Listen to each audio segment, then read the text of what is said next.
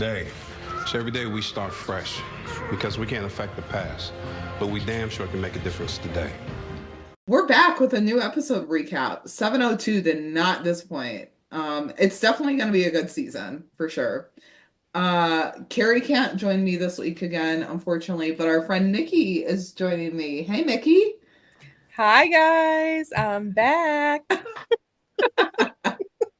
After what, like 2 years or something? Like, oh, Yes, we gotta have you on more because you're just too fun. Oh my it's been a gosh. long time. Yeah. So, we wanted to kind of address this right away. We know that the LA wildfires have been happening for about a week now.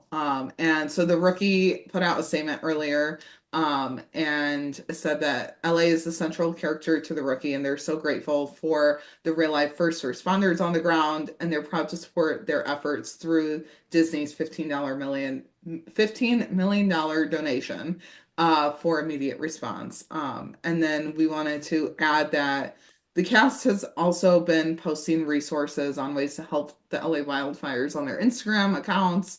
I've seen some things on Twitter. So, I mean, be sure to check those out if you're looking for ways to help. We'll share any resources we see. I know that there's a lot of donation spots going on. So, and then we can jump right into the news. So we have the 704 episode description, which loving that we're getting so far ahead with these. Following his stint, or the episode is called Darkness Falling, and the episode description is following his stint at the LAPD, Wesley returns to the district attorney's office where his past connects him to the team's investigation. Meanwhile, Bailey and John have conflicting feelings over safety, while Lucy grows suspicious of Seth. So, we need to talk about these Seth theories Okay. right now. Yeah, because I how feel is she like growing suspicious of him? Like, I know. he confessed why he was late. So is that not true? Because why would he lie about that? And if he does, Seth, come on. Come on. He's not innocent anymore.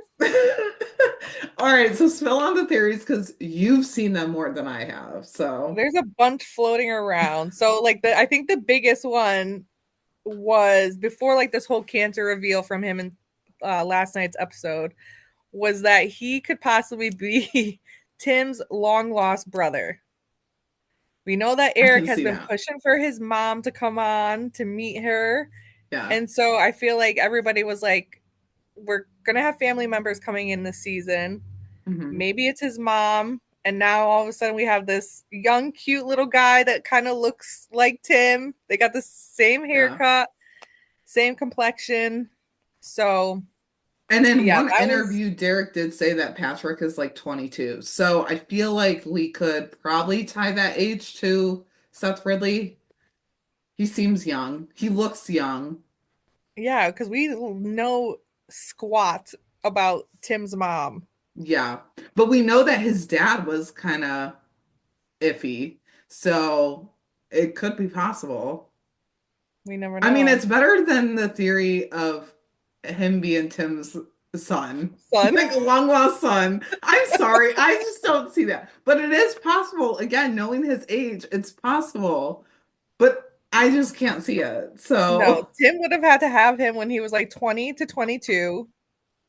and like, who's the Because mom? Isabel? Like, I don't. I think I don't know. I I don't mean, even know. Isabel fits the coloring, Yeah. the hair, the blue eyes. So, I mean, they both have blue eyes. What if But Seth was like, I think I know you from somewhere, and Tim's like, what? he was actually at the doctor's because he was doing a DNA test. Oh my god. And his TO is Tim's like ex-girlfriend. That would be the biggest plot twist, honestly. It'd be like a soap opera.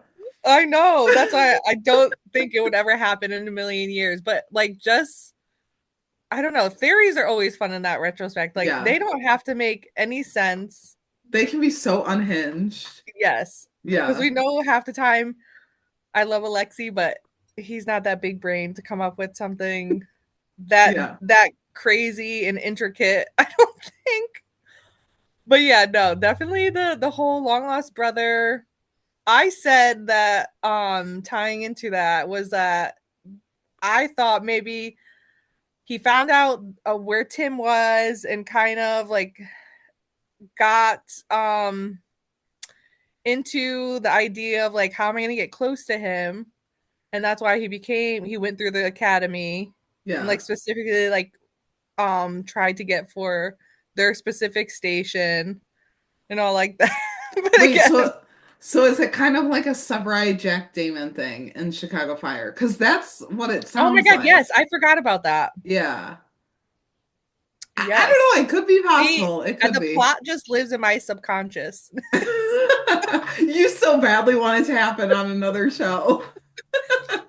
I forgot about it on Chicago Fire. Well, it's because it was like last season and it's kind of going into Like this it ended season. Like abruptly, I it's feel like. weird. Yeah, that's weird. Let's Um, go. What else is yeah, going on? I also was like, oh, what if he was an IA plant? I saw that one going around too. That I could see, especially with the police corruption scandal going on, but I don't And know. he looks so innocent and he's so messy. Like, It no could one happen. would like believe that he is skilled enough to like pull off this whole big stint. Yeah. Yeah, it could happen. And he's got the nicest TO, so yeah, Yeah, it could happen. It could happen. Were there any others? I'm trying to think. I mean, right before it got revealed, like while everybody was like live tweeting, um, some people, including myself, even though I didn't tweet it, I should have, just to be like, ha, I wasn't that off, was um about like, yeah, that he may have had cancer or like he might have had cancer in the past and then Yeah. like he was in remission and now is possibly back, which I guess that's what he revealed, which we'll get into later, um but people don't believe that either. So they Yeah. think that he might be lying about it. Like they still feel like something is not adding up with it. I feel like it could be both though. Like he could still be Tim's long lost brother and have cancer. That would just make us feel even worse for him. I don't know. I know, I because love I him don't though. know. So Alexi, don't touch your hair on his head, please. He's our little cinnamon roll. I know. I just want to protect him and stick him in a bubble. Yeah. Yeah. Him and Miles both. Him I and know. Miles Miles both. Yeah. Miles grew on me this episode. Not gonna Yeah. lie. Last episode, I just couldn't help but laugh at him the entire I time. I saw your tweet about his run, and like I Oh, had to go back and rewatch the scene, and I was like, yeah, why is he running like that? he tweeted that he like I don't know if he purposely ran like that or it was just like one take and they decided to go with it, even though he was like so ridiculous in it. He does mention it in that Starry Magazine interview, but I don't remember. I think it was like it just because he has to play it like he maybe hasn't ran a whole lot in Texas or something, but I'm like, but who does run like that? Like, even if you don't run a lot, who runs like But that? now I'm thinking about it, the whole football thing, he blew out his knee. Yeah. So that kind of maybe makes sense why he might be a runner like that. But now that I noticed him running, like I couldn't help but watch like notice everybody's running Yeah. now. Like this Yeah. episode, when the opening scene is literally John and Celina running, Yeah. and I'm like, no wonder why Nathan has a stunt double for his running. Like I Yeah. don't blame him. Well, I mean, it was clear in that first episode when he like got stuck in the fence or something. Yeah, I don't know. Like now I'll be hyper fixated on Miles running. Like, is he running like that? Or, is that just how is it for the Runs. show or is that just how he runs? I don't know.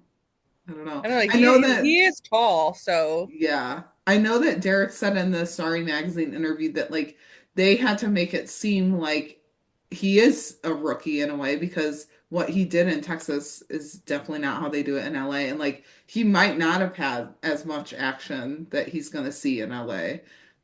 Like running in front of the car and stuff. So yeah, I don't know.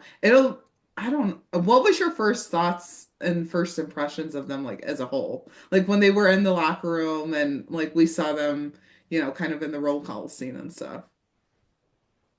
I didn't think so. I didn't have a real first impression of Miles until he started talking in the roll call room where he gave that big speech. And honestly, I Yeah. was like, oh my God, he's so cocky and arrogant. Like, I would be rolling my eyes. I would just be like, can you just shut up right now? Yeah.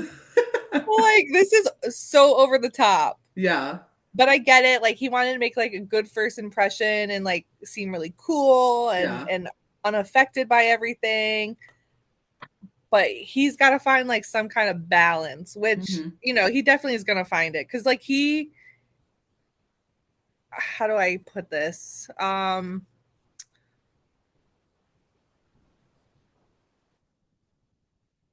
He so like thinking about like the end of like the episode and stuff like that, like he cares. Um, he's just got to find like a balance between being like cocky and quirky and Yeah.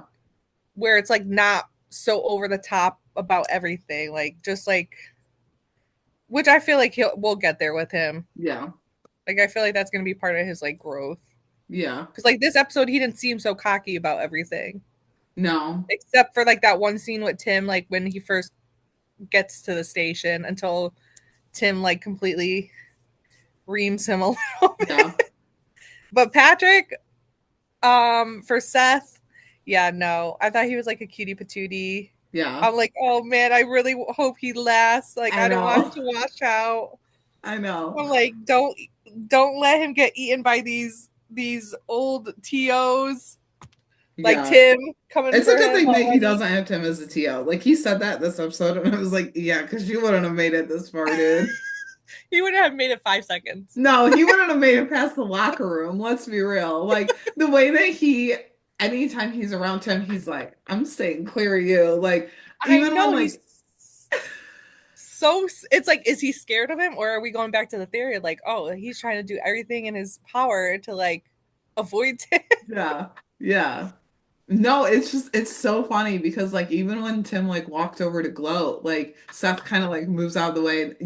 Like all Tim had to do was that like mean, Just glance at him. yeah, and it was just like yeah, I'd be nervous too. So I yeah, mean, I wouldn't want Tim to be my TO. no, I feel like I mean even Miles was like you're a pretty serious guy, aren't you? Or has anyone ever told you you're so serious? I was like yeah, a little That too he was a pretty serious. intense guy. Yeah, I was like oh my God. And Tim I was like, don't. yeah, and so. Who would you want as your TO? That's a fun question. Oh my God. Hmm. Like, I think Tim would just make me cry all the time. Yeah.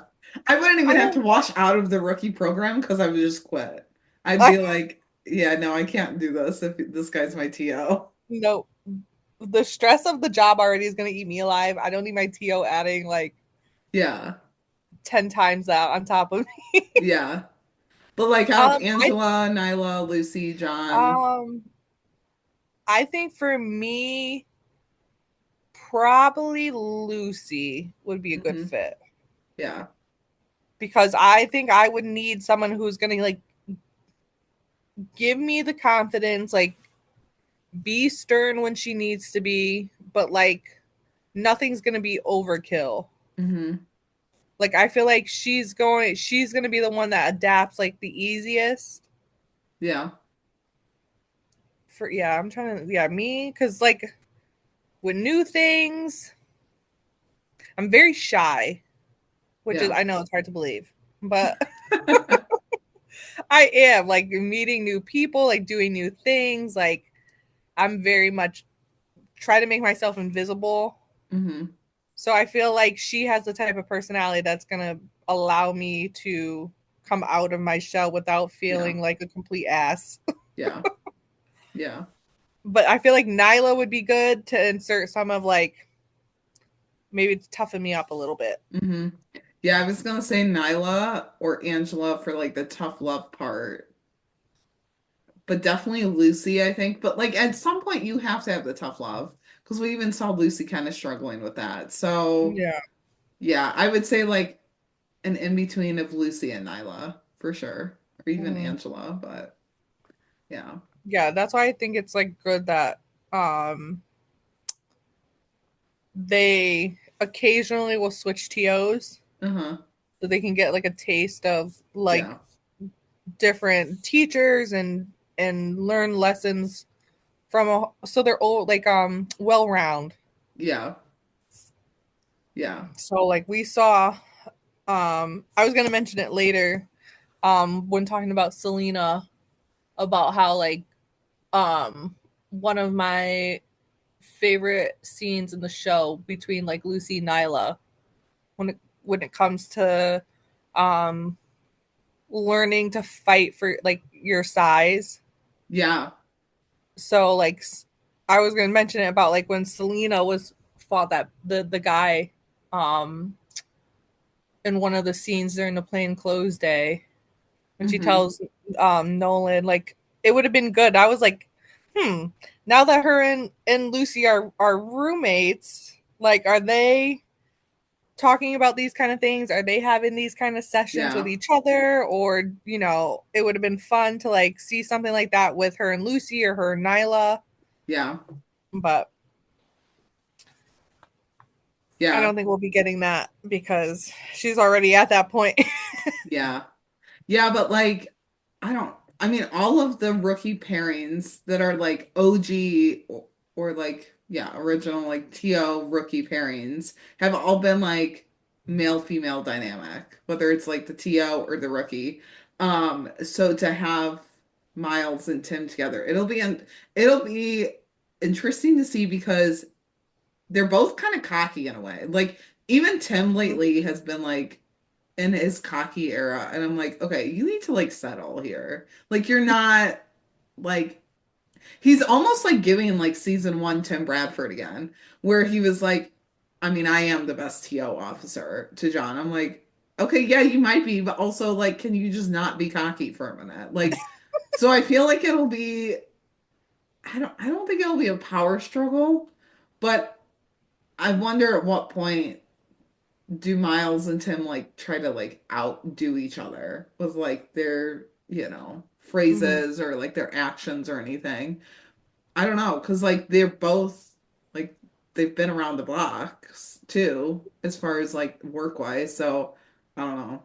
I'm excited to see these rookie Yeah, they pairings. both have strong personalities. So of course at Yeah. some point it's gonna come to a head. Yeah. I don't know. I still feel like Tim might have it in the bag. As far as the bet, No, just like in general, like if him versus Miles, but I oh think yeah. that's just because of like Tim's lived like a whole life ahead of him. Yeah. Like Tim has like the life experience to back it up where Miles doesn't. So that's where I feel like they could be both be cocky, but Tim's gonna have more not reality behind him, but more experiences Yeah.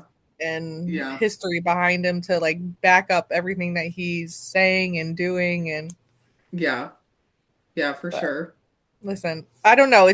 When Tim is cocky, it's like different. Like I'm all here for it. I'm like Yeah. loving it. I don't know what it. I think because like he's earned the right to be like that. Like when Miles is like that, it's like, okay, you're like You maybe just started. 26. Yeah. Like you're new. You don't necessarily get the chance to be like that. So, yeah. But like Tim, like he's earned it. Like he's been here for 7 seasons. So he's good. But yeah. So, I don't know. We've already gotten off onto one tangent. So this will be a very long episode. Another piece of news though, I was really excited when this came out because I knew we were talking and we both watched 911. But Alexi like shut down the possibility of a rookie 911 crossover. And I'm like, why? Listen, It would not be hard. It would not. it And I wouldn't say that be. as just a TV watcher. I mean, it might be, but like, come on. It wouldn't be like his reasoning to say like to me it's a hard crossover just because you have an expectation that you're going to see 911 characters all the Yeah. time. If we're both in the same universe in Los Angeles, how are we not stumbling over them all the time? Maybe because Los Angeles is a humongous city and there's Right. like a million stations Right. It doesn't matter that you already put like Bailey in the 118. She could be like B shift, the shift that Yeah. nobody sees. Yeah. Or you Honestly, could just retcon it and pretend that she was yeah. never part of the 118. Yeah. And I mean, the that would rookie solve it. timeline already does not exist. So let's just like retcon stuff, you know? I mean, What's like one more thing? put her as the 112 No, or I don't something think like I think Alexi lost it at this point because I don't think that any of the fans that watch both shows and want the crossovers are expecting it to happen all the no. time. Like we know it's not one Chicago. We know it's Yeah. like not a Gray's Station 19 type of situation Yeah. where it's easy they're easily They're not even filmed in the like, same universe. So like it together and doesn't everything like that. matter. Yeah, it's not they're not even universe adjacent. Now rookie and feds, yeah, okay, that makes sense. But like even then I don't care that they don't do the crossovers all the time. I want to see how 911 would play out with the rookie because like the only tie-in that they could really do, I guess, is having Bailey like on a call and the 118 is there and like the rookie comes up and they're like, "Hey, you guys are the police officer." Like, but I don't know because 911 doesn't really do a whole lot of police stuff like on their own. Like they have some, but not Yeah, much. with Athena. Like I've Yeah. seen like just fun theories about like Athena being Tim's TO, which would be like Oh, fantastic. yeah. Oh my God, that would be so good. Wait, Yeah, that could easily be the tie-in for sure. that listen, I don't care. I just want to see Chenford and Buddy in the same room together. Like I just need to see what a mirror looks like with each. Like I don't care. Tim is so easy. Like you can literally tie in Tim with Athena. You could tie him with Eddie Yeah, because Eddie was in the the army. military, yeah. Anything. It doesn't even matter what the situation is. Yeah. Like the scenarios we already have on 911 Could are mirror could be a little this. outrageous. So like Yeah. nothing is unbelievable in that universe. Yeah. I mean, they're a So little unrealistic, whereas the rookie, I feel like, is not. But so make it who realistic cares? one The rookie episode. had like Like, and they both have the same kind of humor. So like I yeah. feel like it would be fine. I just want to see the characters interact. Like, I just know that Athena paired with Angela and Nyla, one, they would get shit done, and two, Yes. they would roast him on like, fumbling the whole Chenford thing. I could really see Buck and Eddie like, hanging out with the rookies, talking shit about Nolan, something like that. Like, I just want to see it. I want to see the characters together. Like Lucy would be in awe of Hen.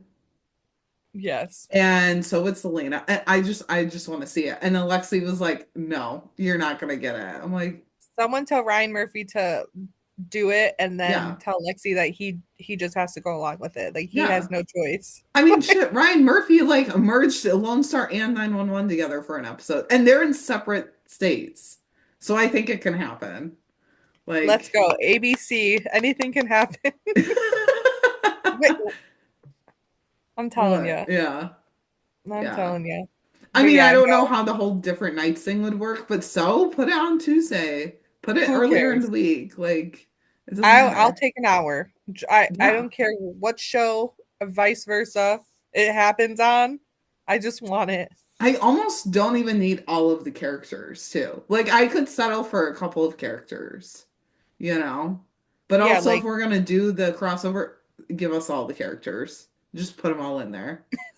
Because at this point, like I'm here for it. I want that's what I it. don't think. I don't know why ABC didn't even put them on the same night in the first place. Yeah. Like to me, it made sense for them to do like another like first responder night. Mm-hmm. Yeah, put They could have 911. had Put the rookie as 911, like a lead into Grays, 911. and Station 19, not right? Station 19. That's gone now. Oh yeah. But they could have had the rookie 911 and Grey's Anatomy like on one night. Yeah. Or even like bump 911 to Tuesday, put 911 in the 9 o'clock spot. The rookie leads into that. There you go. Like it's really not that hard. I mean, No. we're When they we're first came figuring out it with the out. schedule, I was like, they're losing it here. I lost it. It was weird though how they moved 911 over to ABC and not Lone Star, but I digress because that one's getting the boot. So Listen, unfortunately, 911, Lone Star. hmm I loved you once, but enough is enough. It's yeah, ruined no, now. yeah, yeah. Um, there was also a Screen Rant article that Alexi did with a couple of highlights. So it was asked if Tim's recordings with his therapy sessions with Blair could resurface. And Alexi said it could, but there's no plans in the future right now. And he said that he doesn't think that there's an expectation that he said anything that would create a story for them than like some hard things that probably felt super uncomfortable listening to. So I know that it's not related to like a crossover, but how is that not an expectation? But the rookie 911 crossover would be. I don't know. I gotta go back to it. But also like it's so not related. I love a crossover. Give it to me. I know, me too.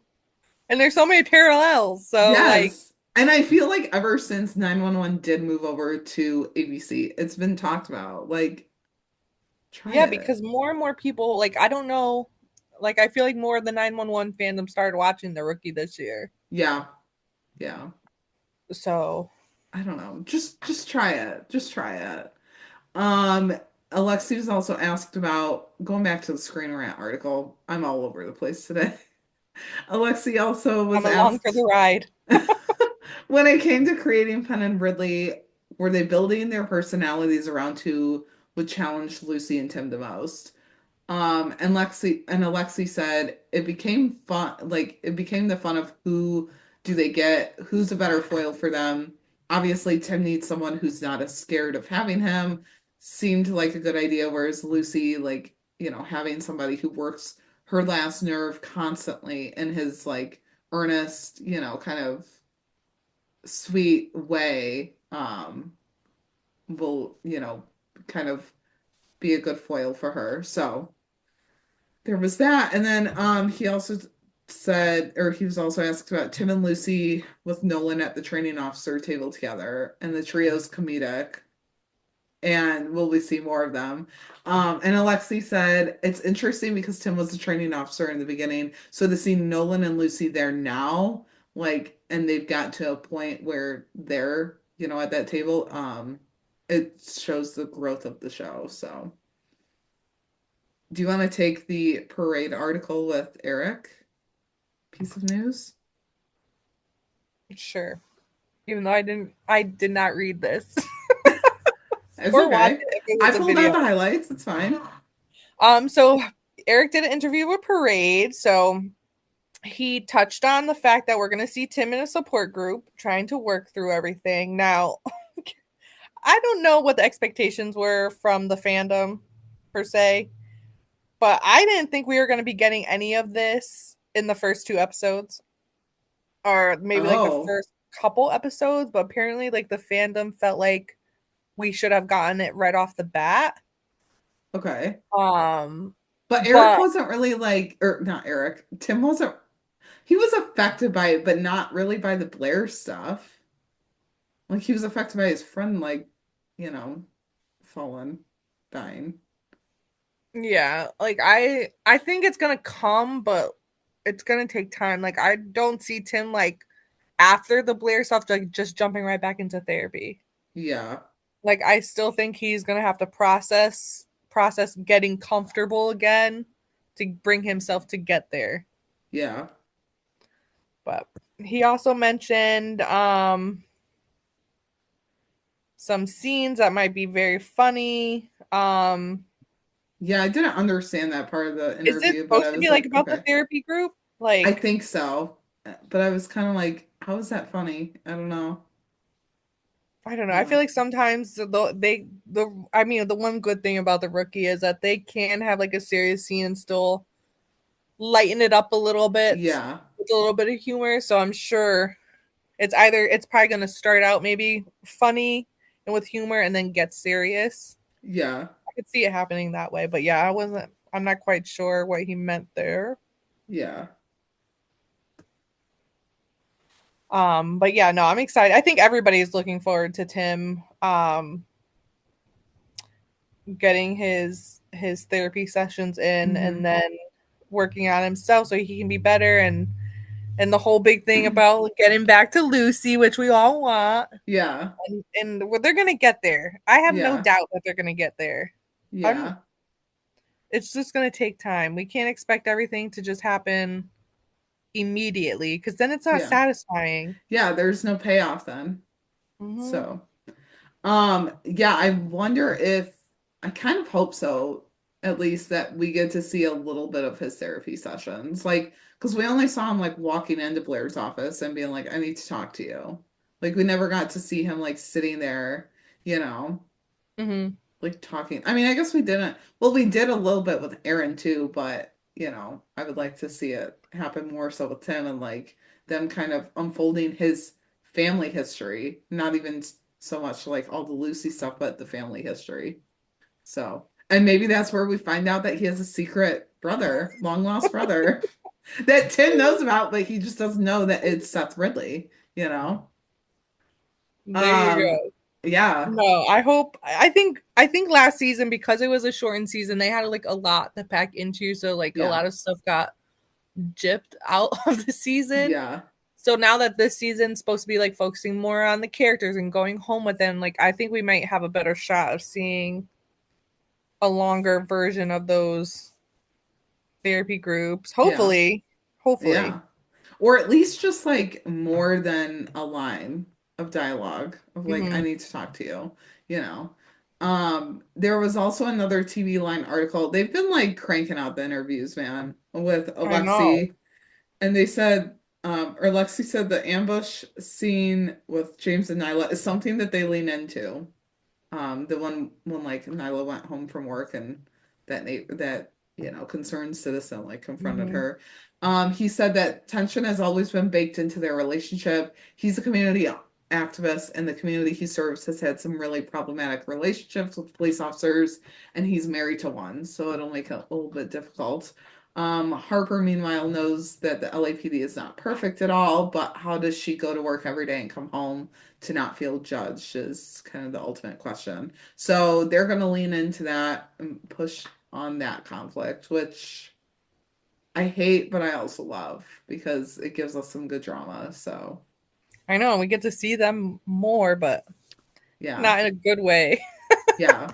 I But was, Alexi did say that it was their turn. So yeah, I was kind of surprised to see them in the second episode though. Like I wasn't expecting James to be back.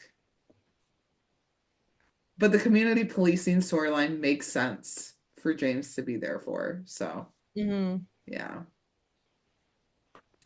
And then Derek also had an interview with Story Magazine. It was a video interview, and he talked about a couple of different things, like his introduction on the rookie. He is a Chenford shipper. He did say that, which I mean, as he should be.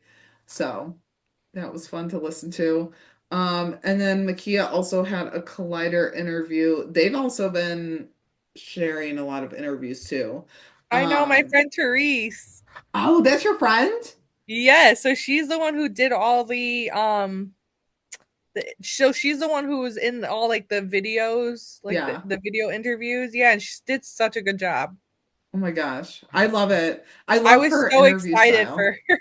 I was like, Yeah. I wish I could come with you. But I'm on the East Coast, so Yeah. Yeah. nowhere near LA. Yeah.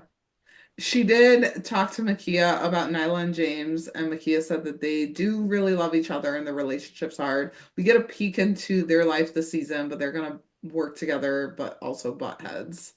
And the storyline Makia wants to explore, she was like, I can't say much, but we do get to meet a family member, Okay, which have we ever heard anything about her family? Because I like completely drew a blank after I watched this interview and was no, trying to wrap my head around. I was like, have we ever heard her mention like parents, siblings? I don't think so. So No. I have like no idea who it could be. My first, well, my I first always want thought to is go like, like we aged the baby up, but I'm like, but that's not meeting a family member. So I don't know. no, it's, I don't know. Like, I don't see her having sisters because of how tough she is. And I know she also, seems like, like she's kind of an got only Angela. child. So, yeah. Do we It's meet her gonna be one of dad? her parents. Yeah. I don't know. So maybe it's a dad, but I don't know because we've had Angela. So we have had Tim, who has had conflict with his father. We've had Angela, who's had conflict with her mother. Uh-huh. So Nyla has like a choice of either at this point. Yeah. Yeah. Yeah. Because, I mean, we've even met Nolan's mom. I don't know. I think it's got to be her dad. I don't see her and, like, her mom getting along. I don't know. I don't know. So with this whole thing with James, and I wonder if say it is her dad. Like I wonder if he's gonna be like on the same end of the Mm-hmm. um he's gonna be like more on like James type of territory where he Yeah. didn't want Nyla to become a cop or Yeah. Or does he, um like, sway towards Nyla's side because she's his daughter? I don't I don't know. I know. So it's gonna be interesting to see. But it's got to be a parent because I don't see it being a sibling. Mm-hmm. And we've already met Lila and Donovan, so it's not one of them. It has to be a parent. Has to be. So it's gonna be Um, fun to see that. yeah. And then Makia also said she wants Nyla to share scenes more with Bailey, Jenna Dewan's character, because they have a lot of fun, like, behind the scenes, but they don't get to do much together, which seems odd because I feel like we have seen stuff with them, but I guess not as much. But, Like like, new also group scenes. Nyla was John's TO, so, like, can't they just, like, hang out and call it that? I don't know. So. Yeah, but I don't he wasn't was he no, he was done by the time he met Bailey. Was he? No? Yeah, yeah, but, like, I mean, they've Because I think he worked was with together. Grace during the time that he was with like Yeah, training with Nyla. but like Nyla and John have always kind of had that, like, closer working relationship, I feel like, Hmm. than, like, John and Angela. Yeah, that So, yeah. yeah. But that's the end of the news. Yeah, there was a lot. There's been a lot, and I think it's just because it's the, like, beginning of the season. But Hmm. so we'll go into the episode now. There was a couple of main storylines, so we'll tackle the community policing and local vigilante first. And this is all the James and Nyla stuff too in there.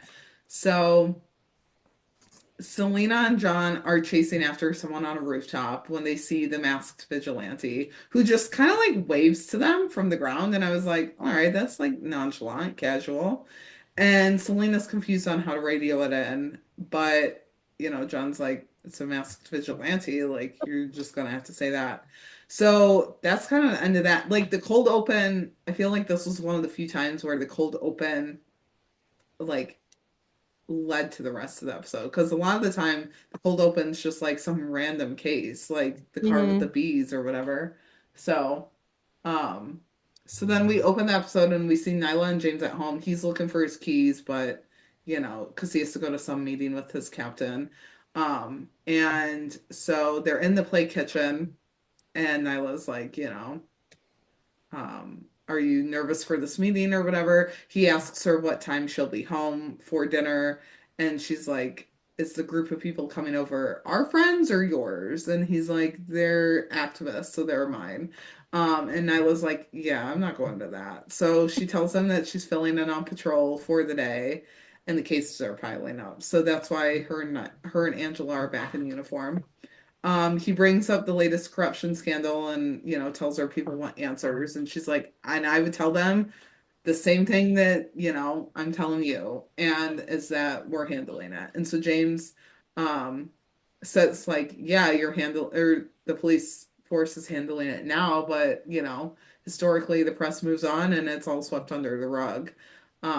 And he, like, stresses that he thinks it would be helpful if the community heard from an officer who shared their concerns. And she's like, I'll be there, whatever.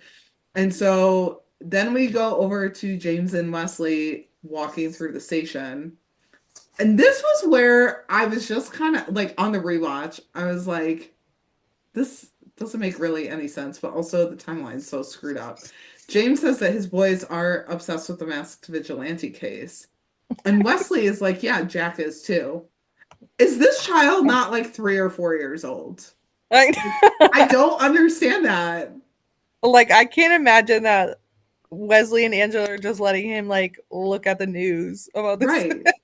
I mean, granted, I know that like, he might not be that. Like they've probably aged him up or, time jumps and everything. But like if we're going off of seasons, this kid is like 3 or 4 years old, maybe even 5. But even then, that's too young. Like, why is he I obsessed know. with a When we vigilante? finally see their daughter, is she gonna be already like 3?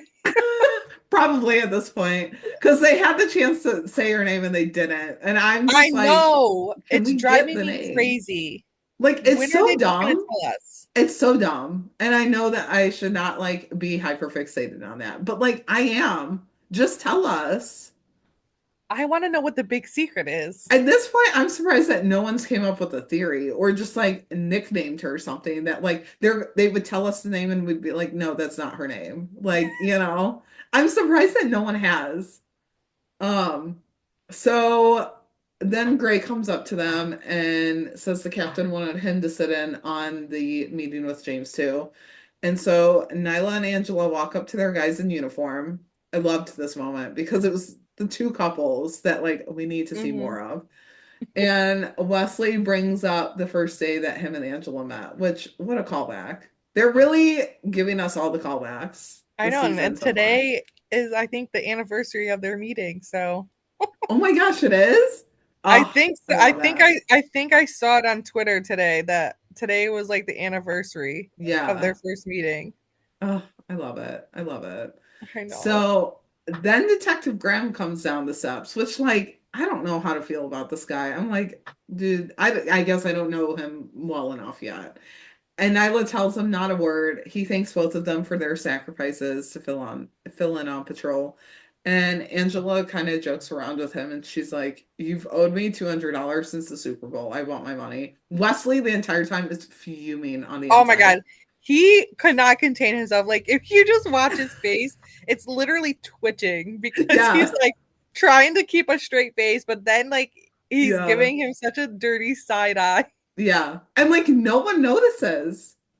I thought Nyla might have noticed like Hmm. right when they walk away, but then I'm like, maybe That's what I'm I just thought too. looking into it too much. That's what I thought too on the rewatch. I was like, Nyla, I think, is caught on to it. James did in a way, but I feel like Nyla did. Like I feel like she's more observant. Or James will say something to Nyla. I don't know. But Graham was like, if I need anyone to babysit the crime scene throughout the day, you'll be the first ones to call. And I was like, can you go away? Like you're ruining my moment with the couples here. Like you're ruining it. Go away. And so as Graham leaves, like he kind of hits Wesley like in the way that guys do. And that's when Nyla, I think, was like catching on. Like, something's not right with this man. Like, why is Wesley looking so pissed off right Yeah. Yeah. Because then Angela's like, we better go. And Nyla's like, yeah, I think we should. Yeah, you probably should before Wesley, like, I don't now? know, Loses it. does something. Oh my Can we just gosh. talk about the seeing Angela and Nyla back in uniform? Oh my gosh. The best ever. Like, uh, I know Angela said that she hated being back in the uniform because she said that the pants flatten her ass, but I don't And care. Wesley was like, I vow It to, still looks like, pretty good. And then yeah, she's like, "Oh, pretty, yeah. And he's really?" like, yeah, I need to strike that from the record. I'm like, yeah, you better. I don't know. But the nostalgia will get Yeah. me every time. I just wish that we got to see them like actually driving in the shop, I you know. know? Hopefully we get them in uniform again. Yeah. Well, we I know don't that think they're we in those will. like black shirts, like black t-shirts. So Mm, I but don't yeah, no, it know. was I just just want so them. good to see them back in uniform. Like Yeah. I can't even explain why. It was just like this nostalgia of it all. Yeah. I feel But like we've seen Nyla maybe back in uniform since all the Aaron stuff, like after she stopped being a TO from Aaron. But this was like literally the first time that we had seen Angela back in uniform. Mhm. So it was so good. I want it one more time. Like I mean ideally I would like it more, but like if one more time is all that I can have, I just Mhm. need more of it. Like the entire It has to be episode like a actually. mandatory like every season they have to go in uniform at least once. Yeah. Yeah. I don't really care if they're on like foot patrol, but yeah, in uniform I don't care what they're doing and I need as it to long be as the entire episode, not just like half of it. The half entire of it. Yeah. episode. Yeah. Yeah. Because even like Nyla's hair, like kind of in the, like bun ponytail thing, like it was great to see, Mhm. you know. So during the roll call scene, Tim is leading it because Gray's, in that meeting, which Sergeant Bradford, like he is still a sergeant, right? Even though he's down to TO. And that's why he can lead Yeah. it. Yeah, Yeah. I don't think he lost his rank. Yeah. So he shows a video of the masked vigilante, and Smitty's like, they call him the Watcher. And Tim's like, I'm not calling him that though. Like, more scenes with Smitty and Tim, But Tim please. will call him like the masked Avenger though. Yeah, yeah. More scenes with Smitty and Tim, especially given Miles's living situation now. Like Oh my god, that I need reveal. it. I need it. That reveal, Tim was like so over it. So over it. And I caught that on my second rewatch, but oh my gosh. So Angela claims that he's just seeking attention, but Tim's like, there's been a measurable spike in crime in the neighborhood since we've been shorthanded, hence Angela and Nyla being on patrol. And Tim's like, if people start thinking that he's more reliable than us, like we're gonna have a problem. And Nyla confirms that it's foot patrol, and she's like, we did not sign up for that. And Angela's like, yeah, I'm not doing that. And they just get a look from Tim, and they're like, fine, like it's If their only to catch this shorthand. weirdo. Yeah, yeah, it's their shorthand. So as they all leave roll call, Nolan tells Angela, I thought it was a funny line. He was like, I think it's funny that like the one day that you're back in patrol, I'm in my civvies. And I was like, yeah, it won't be funny if Celina like fails though. And I was like, Can we touche. just can we just focus on this for a second? What I, I feel like Nolan is like living in his own little world because not only like first Yeah, Tim completely yeah, roast him yeah, in the locker room about his ability as a TO. Then he comes over here and now they're literally crushing his dreams yeah. right then and there. But also the fact that like his facial expression, Hmm. like to me, I read that as like the thought of Celina not passing like never crossed his mind. Oh, for sure. Like that No, there was he's never a possibility she could fail. yeah. He's living in his own la la land. Like really, he is. Like the gears are shifting in his mind of like a crap, like she might not pass. Which I mean like I wouldn't have really thought that either, but like I also love Selena. But as her TO, like You need to yeah. have this like But he's always kind of been like that as her TO. yeah. Like, I mean, we know that she's 9 months into all of this, but like yeah, he's just kind of always been like in La La Land over there of like, yeah, no, everything's fine. It's like, is it though? Because sometimes it doesn't look like it.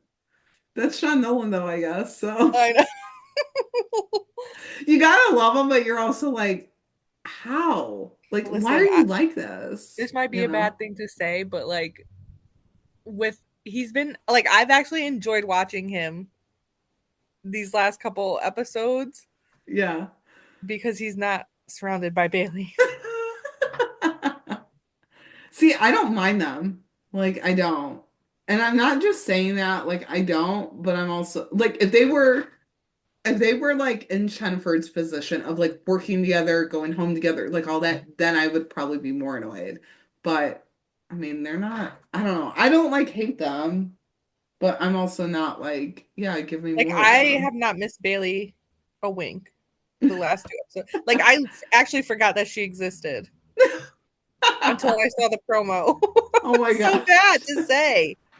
Yeah. But I mean, it's fair. Like, I feel like I I've was seen a lot of people kind of being like, yeah, no, Bailey's fine, like being gone, which I don't know. I don't. I don't really feel like any certain way about her, I guess. Like, I I feel like like her, but I'm also like, it's fine without her too. I think it's because she got shoved in our faces so much Yeah. that like it killed it for us. Like at Yeah. least for me. Yeah. Maybe Like I this said season will though, be like, better, yeah. Yeah, hopefully. with her like being out the first basically 3 And episodes. hopefully like this is like her one big storyline and then that Hmm. way everyone else's can be focused on this season. Yeah.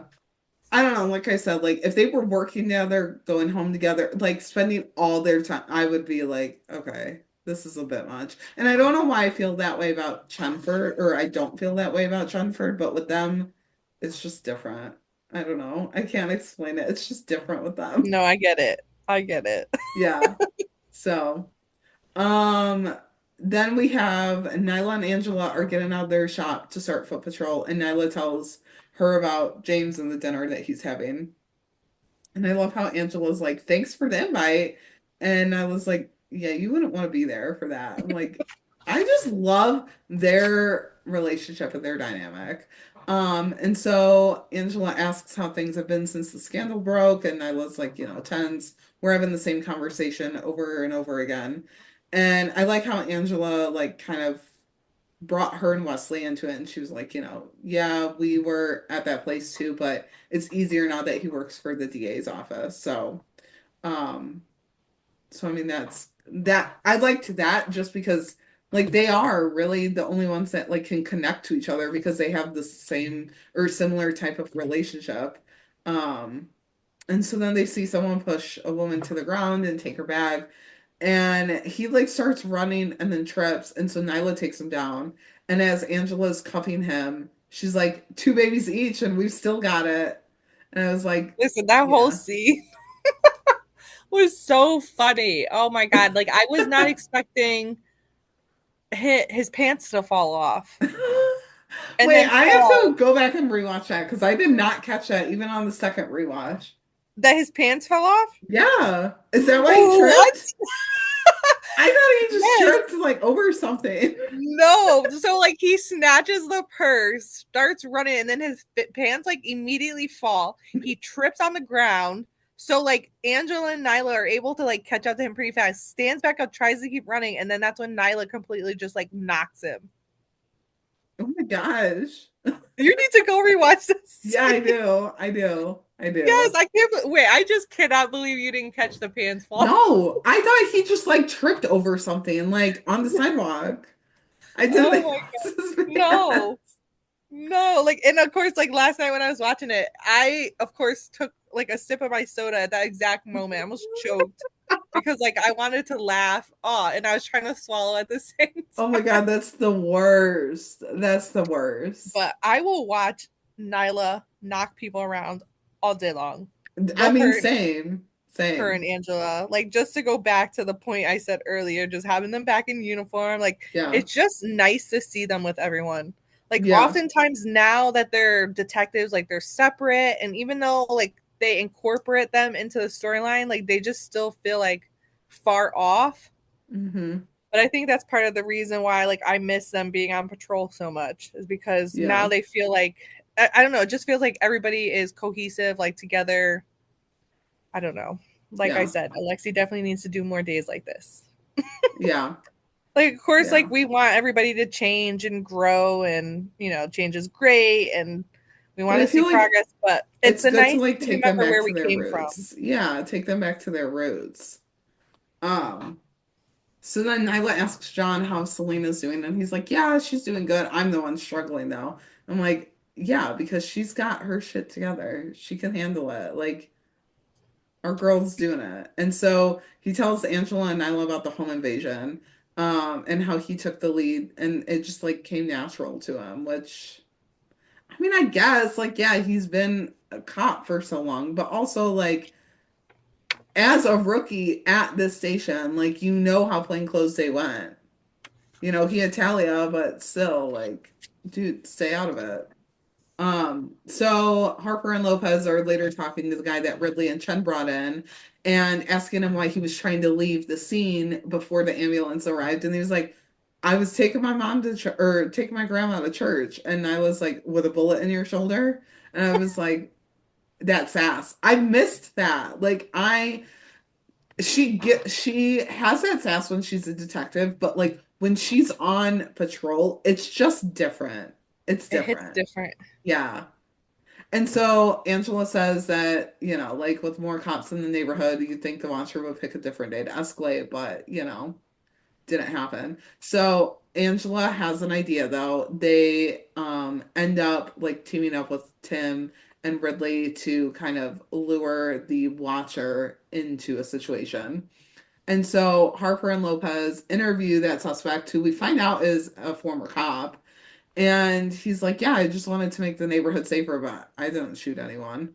Um, so his alibi ends up checking out. They have the copycat vigilante. And so we then like, I don't, there was so much like wrapped up into this storyline, but Nyla like walks into the house to see James' group there like after work, and she's immediately ambushed by this guy who just wants answers, which I don't blame him.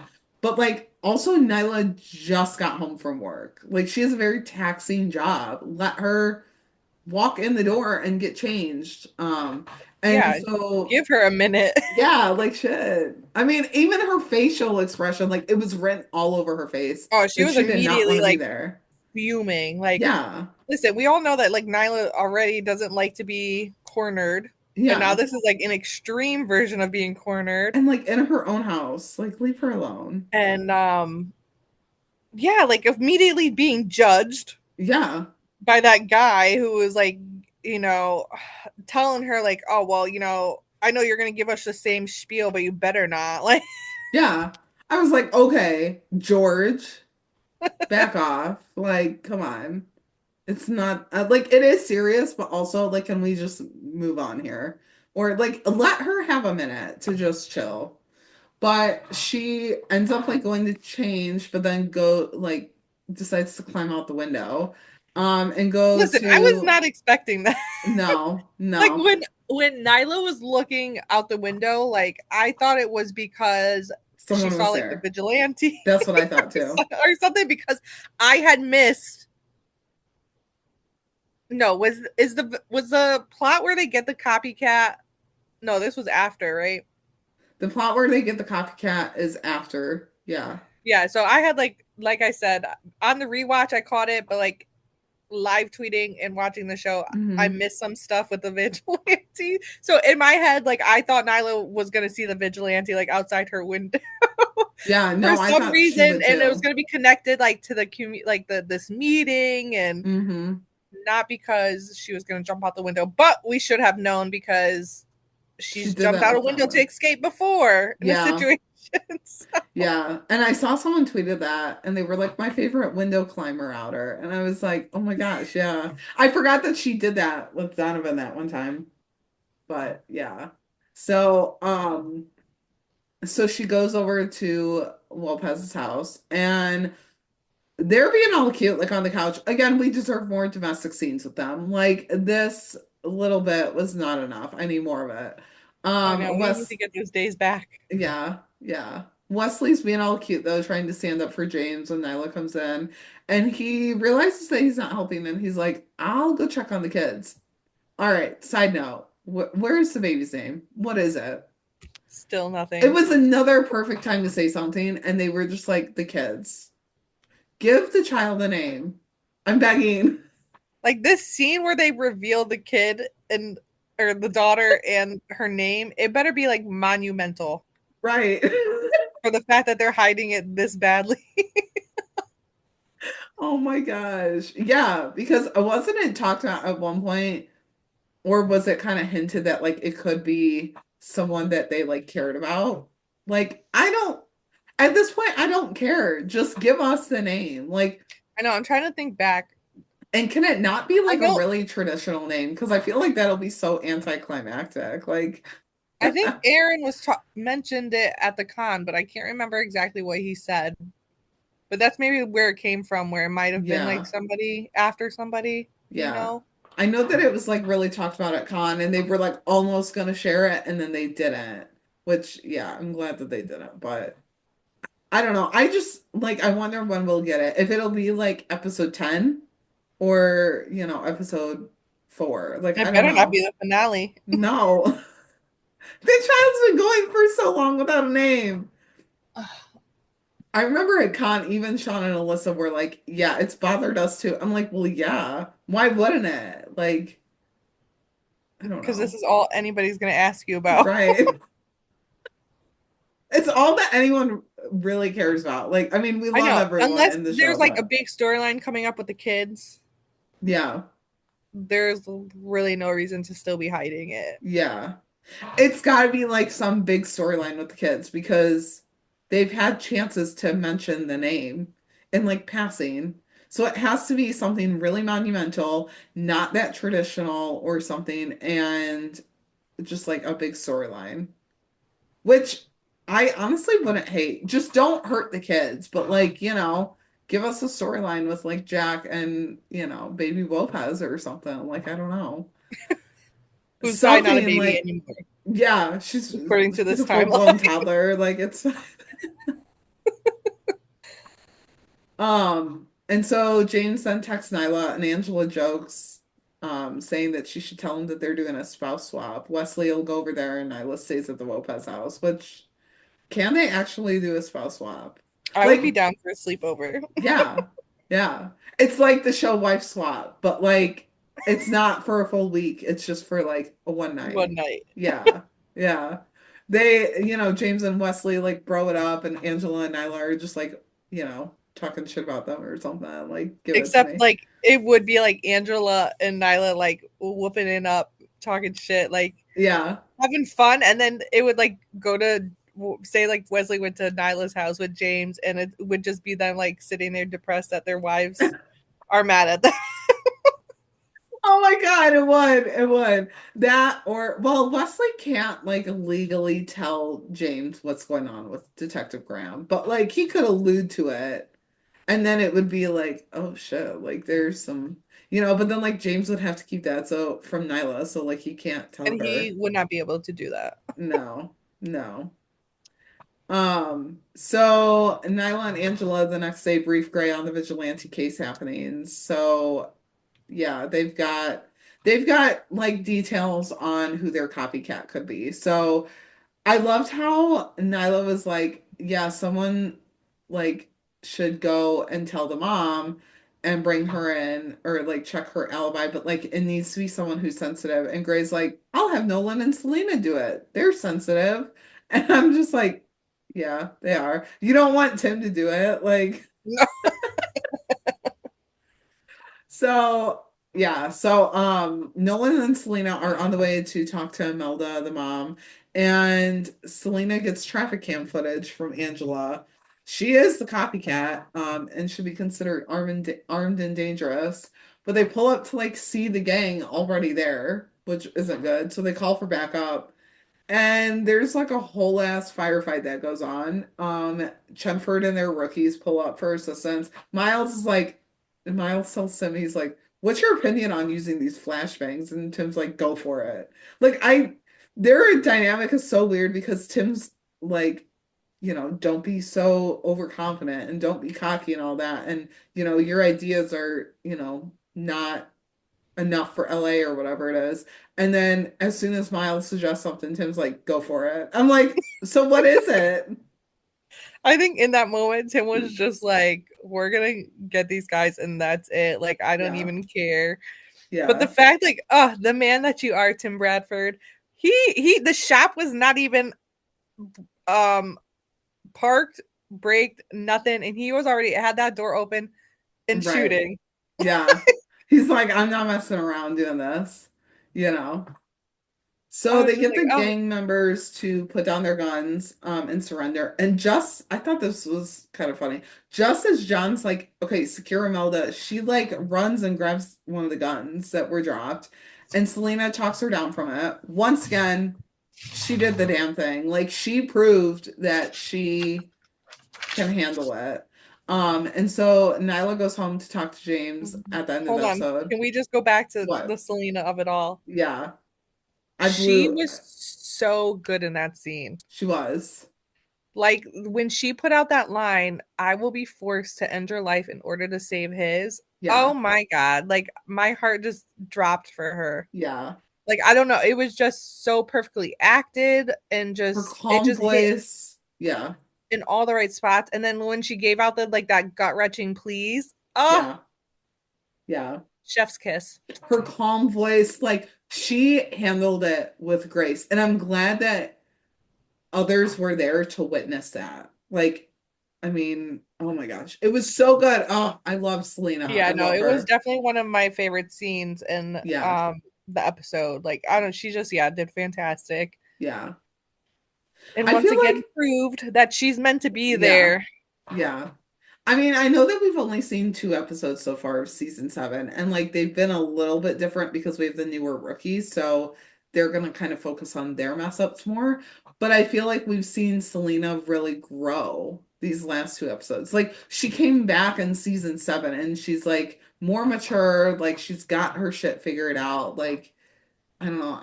Maybe it is because we have the 2 new rookies, so we're gonna like Mhm. focus on their like mistakes and Yeah. stuff. And she's gonna seem so ahead of them where she should Yeah. I mean, she should be ahead of them. Yeah. But also like I don't know. Like is it partly because of like was she really not like was she really that bad last season or was Right. it just that um we had a shortened season. It was like Yeah.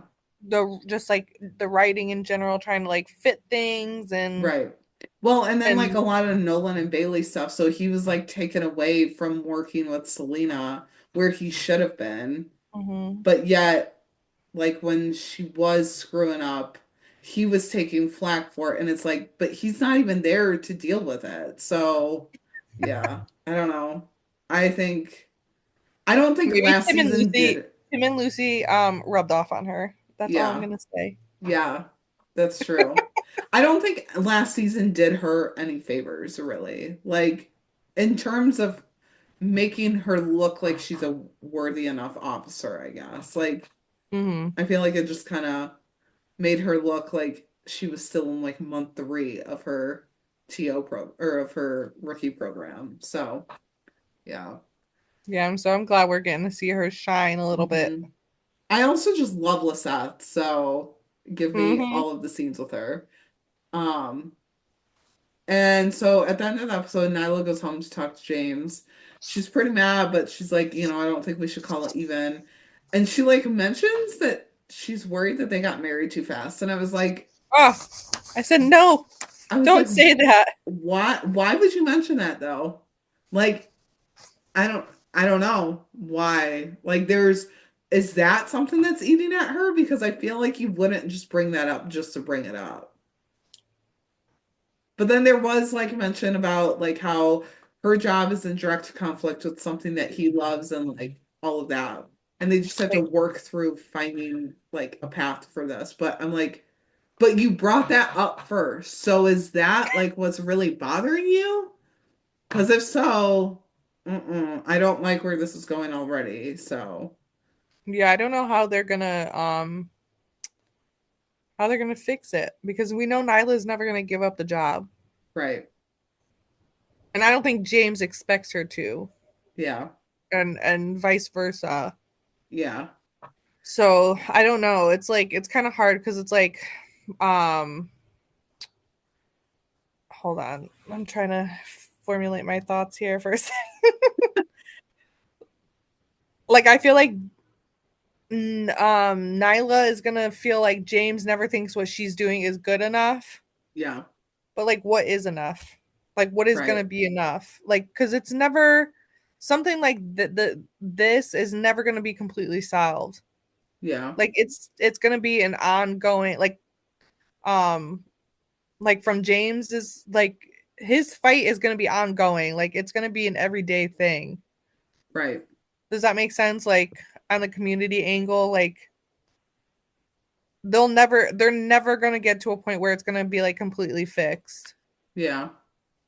Yeah, no, that makes sense. And I feel like, I mean, we've seen Nyla, like, she wasn't going to quit being a cop just to see her daughter, but she would have demoted herself. She did demote herself to be able to see her daughter. Like, we know she's not going to give up the job. So, what is that happy medium between them? Does he just, do they not talk about work at home? Like, do they, I don't know. It's going to be so weird to see them go through it because, like Nyla had said when Angela had brought up Wesley and like his job change, like, Nyla doesn't have that luxury. But where do they go from that? Because he's not going to give up what he likes. She's not going to give up what she likes. So, I mean, at that point, do they just, I hate to say it, like cut it at its loss right there? Or do they just establish boundaries? We've got to establish boundaries of some Yeah, sort. they have to find a happy medium somewhere. Yeah, yeah. But I don't know. I guess we'll see. So then we have Celina and her plainclothes day, which I was so excited to see another plainclothes day. Me too. Me too. And I was excited to see how John was going to deal with it because, like, we remember his plainclothes day. Like, he was Miss Chatty Cathy in that shop, and Talia was not having it. And so I was excited to see Celina kind of like call that back in a way, but also like she was like kind of shocked that he wasn't going to say anything. So we start off with the locker room scene that we got in the sneak peek, which I watched that several times. Um, she is pumped for it. I just love her like happy-go-lucky outlook on just about everything. I'm like, you are seriously the most precious. Like her and Seth Ridley both. Um, Lucy doesn't think that Nolan's gonna mess with her head, and then we cut to Tim and Nolan, and Tim's like, "No, you have to mess with her head." Um, and that's where we see Nyla and Angela back in uniform, and they're like less than thrilled about it. But Nyla's like, "We're rooting for you because Patrol can't lose another body." Um, and everyone was like dissecting the locker room scene, and it was amazing. Like the pictures in the Oh, lockers yes, the fact and that Lucy has the magnets over. I don't even. It's magnets or tape or whatever. To me, like in that kind of locker, it would make sense to be magnets. yeah. But either way, the fact that she has them directly over Tim's face is just iconic of her. Yeah. Especially just because the breakup, and then she's like, I'm so over the breakup. Girl, you're not over it. You have tape or magnets over his Everything is face. pointing to that you're not. Yeah. Yeah. But oh my gosh, I just loved everyone like dissecting the scene. And then even like we saw our diva from that like behind the scenes, like Yes, Celina filming. high fiving her. Yes, yeah. I noticed that on my like fifth rewatch of that scene that I was like doing on my phone in I my still car didn't on my notice lunch. it. It was like a blink and you miss it thing. But I noticed it on my fifth rewatch on my little phone in my car. And I was like, oh my gosh, like that. We need a character. Okay, speaking of the Lopez baby name, we need a character name for her. Because I feel Mm-hmm. like she's going to be like a good background character. And we just need to come up with a name for her. Like, I don't know what it would be, but I feel like we need to. I So know, that because when all we the see rest of the her, we background can be cops like, have names. huh? I say that we have other background cops like Jan, who has a Yeah. name. Yeah. I don't Yeah. know what her name would be. I don't know. I can't think of it. I would not be able to come up with like a cool name for her. Yeah. Because I feel like she needs a cool name, you know? Something to give that diva vibe. I don't know. But I feel like we need one so that, anytime we see her, we could be like, oh, we spot so and so, you know? Who can we get to get in touch with Alexi about this? At this point, they have never shared the Wolf Has Baby Girl name, so I think it's up to us to like come up with To one, make one. Yeah. We'll just I wonder if the actress has a Instagram. Ma'am, pick a name for yourself so we can use it in So fandom. that Thank we can you. identify you. Yeah. Yeah. So John and Celina are back at the shop and he tells her how today's gonna go. And he's like, this is the last time that I'm gonna speak to you until the end of shift. And she's like relieved in a way. But then she's like, usually I can't get you to zip it. And I was like, that's kind of a callback to season one. But like, I remember Talia sitting in the car and she's like, would this man just shut up? Like, please. Which I'm, But I found it funny too because I feel like Celina talks a lot too. yeah, yeah. Which I'm kind of sad, like that we never got a John and Nyla plainclothes day. Or did we? Yeah, No. I know.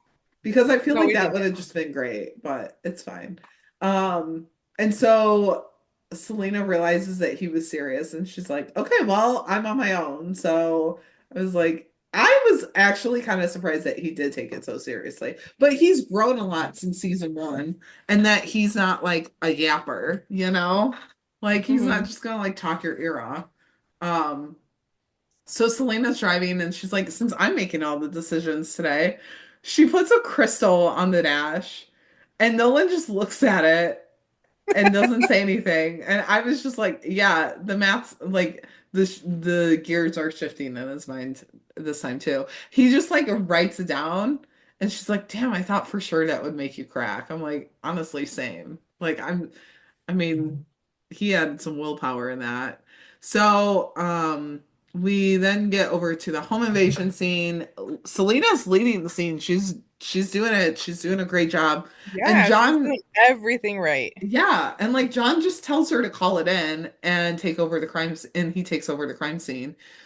And Mhm. she like still handles and everything. And so when Detective Graham comes up to the scene, Celina like walks toward him, like she's confident, she's like, I got this. And he walks past her and sees no one in his civilian clothes, and he's just like, I hate plain clothes today. I feel like that's just like a running thing. And so Graham gets briefed on the situation and he's like, I'll handle clarinet, whatever. And so Celina and John get back in the shop, and but before that happens, she pulls him aside and she like shoots it to him straight. Oh, Which I another was proud of perfect her. scene. Yeah, I was proud of her for I was that. sitting there, I'm like, who's the TO here? Is it Celina or John? Yeah, Because Celina's putting him in his place and rightfully yeah, so because like literally Celina did everything right. She yeah, made all the right decisions and he went and made her feel like it wasn't good enough. yeah. Without that really being his intention, because like he even tells Angela and Nyla like that wasn't his intention. It just kind of happened. Yeah, But I feel like part of it is because like the problem isn't so much like Celina's abilities, but it's John's inability to let go of that control. yeah, Like I feel like we're gonna be like seeing more and more of this like this season. Like I don't know if it was Alexi or somebody or if it was Nathan himself who mentioned that we're gonna be seeing like um Nolan's insecurities about his ability like yeah, coming to play this season. But the cracks are already there, baby. They're already forming, they're starting to yeah. branch out. Yeah. And I feel like, I mean, we didn't really touch on it in this episode, but I feel like that Jason stuff is probably in his head too. Oh yeah, I don't know. next season, next episode, You're he looks manifesting. a mess. Like Yeah. he's all over the place in Yeah. that That promo. that promo is wild because Selena's like, has anyone seen him? Because like he's not around. I'm like, oh shit. Okay. Um, but yeah, no, I was very proud of Celina in this because I was like, she can handle it. Like she's been on the job for 9 months. And also, like, even if it's not her plain clothes day, like you can let someone else take some control too. Like, whether she's almost done with her rookie period or she's not, like, let someone else handle it. So, yeah. But I also liked how they did this plainclothes day because I mean at this point they've done like four of them. Like they had to switch it up in some way. So I liked how they had it where, John kind of steps in but like doesn't realize it until after the fact. And Celina kind of has to assert herself with that. So I mean it was definitely different, but yeah, I was just kind of like, let Celina do her thing. Like she's fine. Um because then, like, at the end, or, well, John and Selena pull over a Jeep and request an additional unit because she's riding solo. And so Selena instructs the driver to get back in the car, but he goes to, like, punch Selena. She takes him down. She's handcuffed. She's got one hand cuffed. And then he headbutts her and takes her down. And there's, like, a whole ass fight scene going on. And John's just standing there, like, okay, you didn't want me to step in before, so I'm not going to step in now. And she ends up getting another cuff on him, and she looks up at John, and she's like, "You have my permission to call me a badass." And he's like, "You're a badass." I was just like, "Yeah, I mean, she is a badass." Like, and he's just standing there, Yeah, like, "Damn, okay, I would have got my ass whooped if I was in that position. yeah, yeah." It But that's reminded what I was me, saying earlier. Where did she get this training? Because I know John did not train her to fight for right? her body size. So that's why I was saying, like, maybe behind the scenes at some point she had trained with Hmm. Lucy or Nyla. But Yeah, either way, she did good. yeah, she did. She did. It reminded me of the early Chicago PD episode where Kim Burgess is riding patrol and has that like partner who just wants to like take a nap all the time. And she like takes a call and he's like, "Where are we going?" And she's like, "On a call." And so she like fights him and she's like, "My name is Kim and don't forget it," or something. Like it reminded me of that scene. Hmm. Um but yeah, so I thought it was funny how like in the episode at least they went from John saying you're a badass to Gray like reaming Seth Ridley. Oh, that was such a good transition. Yeah, it was. It was. And I didn't catch it until my second rewatch, and I was like, whoever thought to do that, I was just like, kudos ouch, to them. ouch, that hurts. Yeah. Like it hurt because he was just so like defeated looking If standing there. But oh my God, if it was so that was good. me and Gray told me I was an embarrassment, I would have just put my badge right there on the desk, Uh-huh. walked out, and never Yeah. came back. I would never show my face again at the Yeah. station. Yeah. I Yeah. probably might have even cried right then. Yeah. I wouldn't have been able to hold it back. I mean, yeah. So, Celina and John are with Gray like at the end of the day, and he's giving her the results and if she passed or not, which she does, but Gray's like not without a few hiccups. And in my mind, I'm like, okay, I know that I'm a little biased. I love Celina, but what did she do wrong? Because like I didn't see it. Yeah, I Maybe don't it was know. like talking like that to John, because like he's still her superior. Yeah, but I don't know if that John would have like Reported that. reported that unless they watched the. Did she have a body cam on? I don't even know. Yeah, I think so. Unless they watched that footage, I don't know.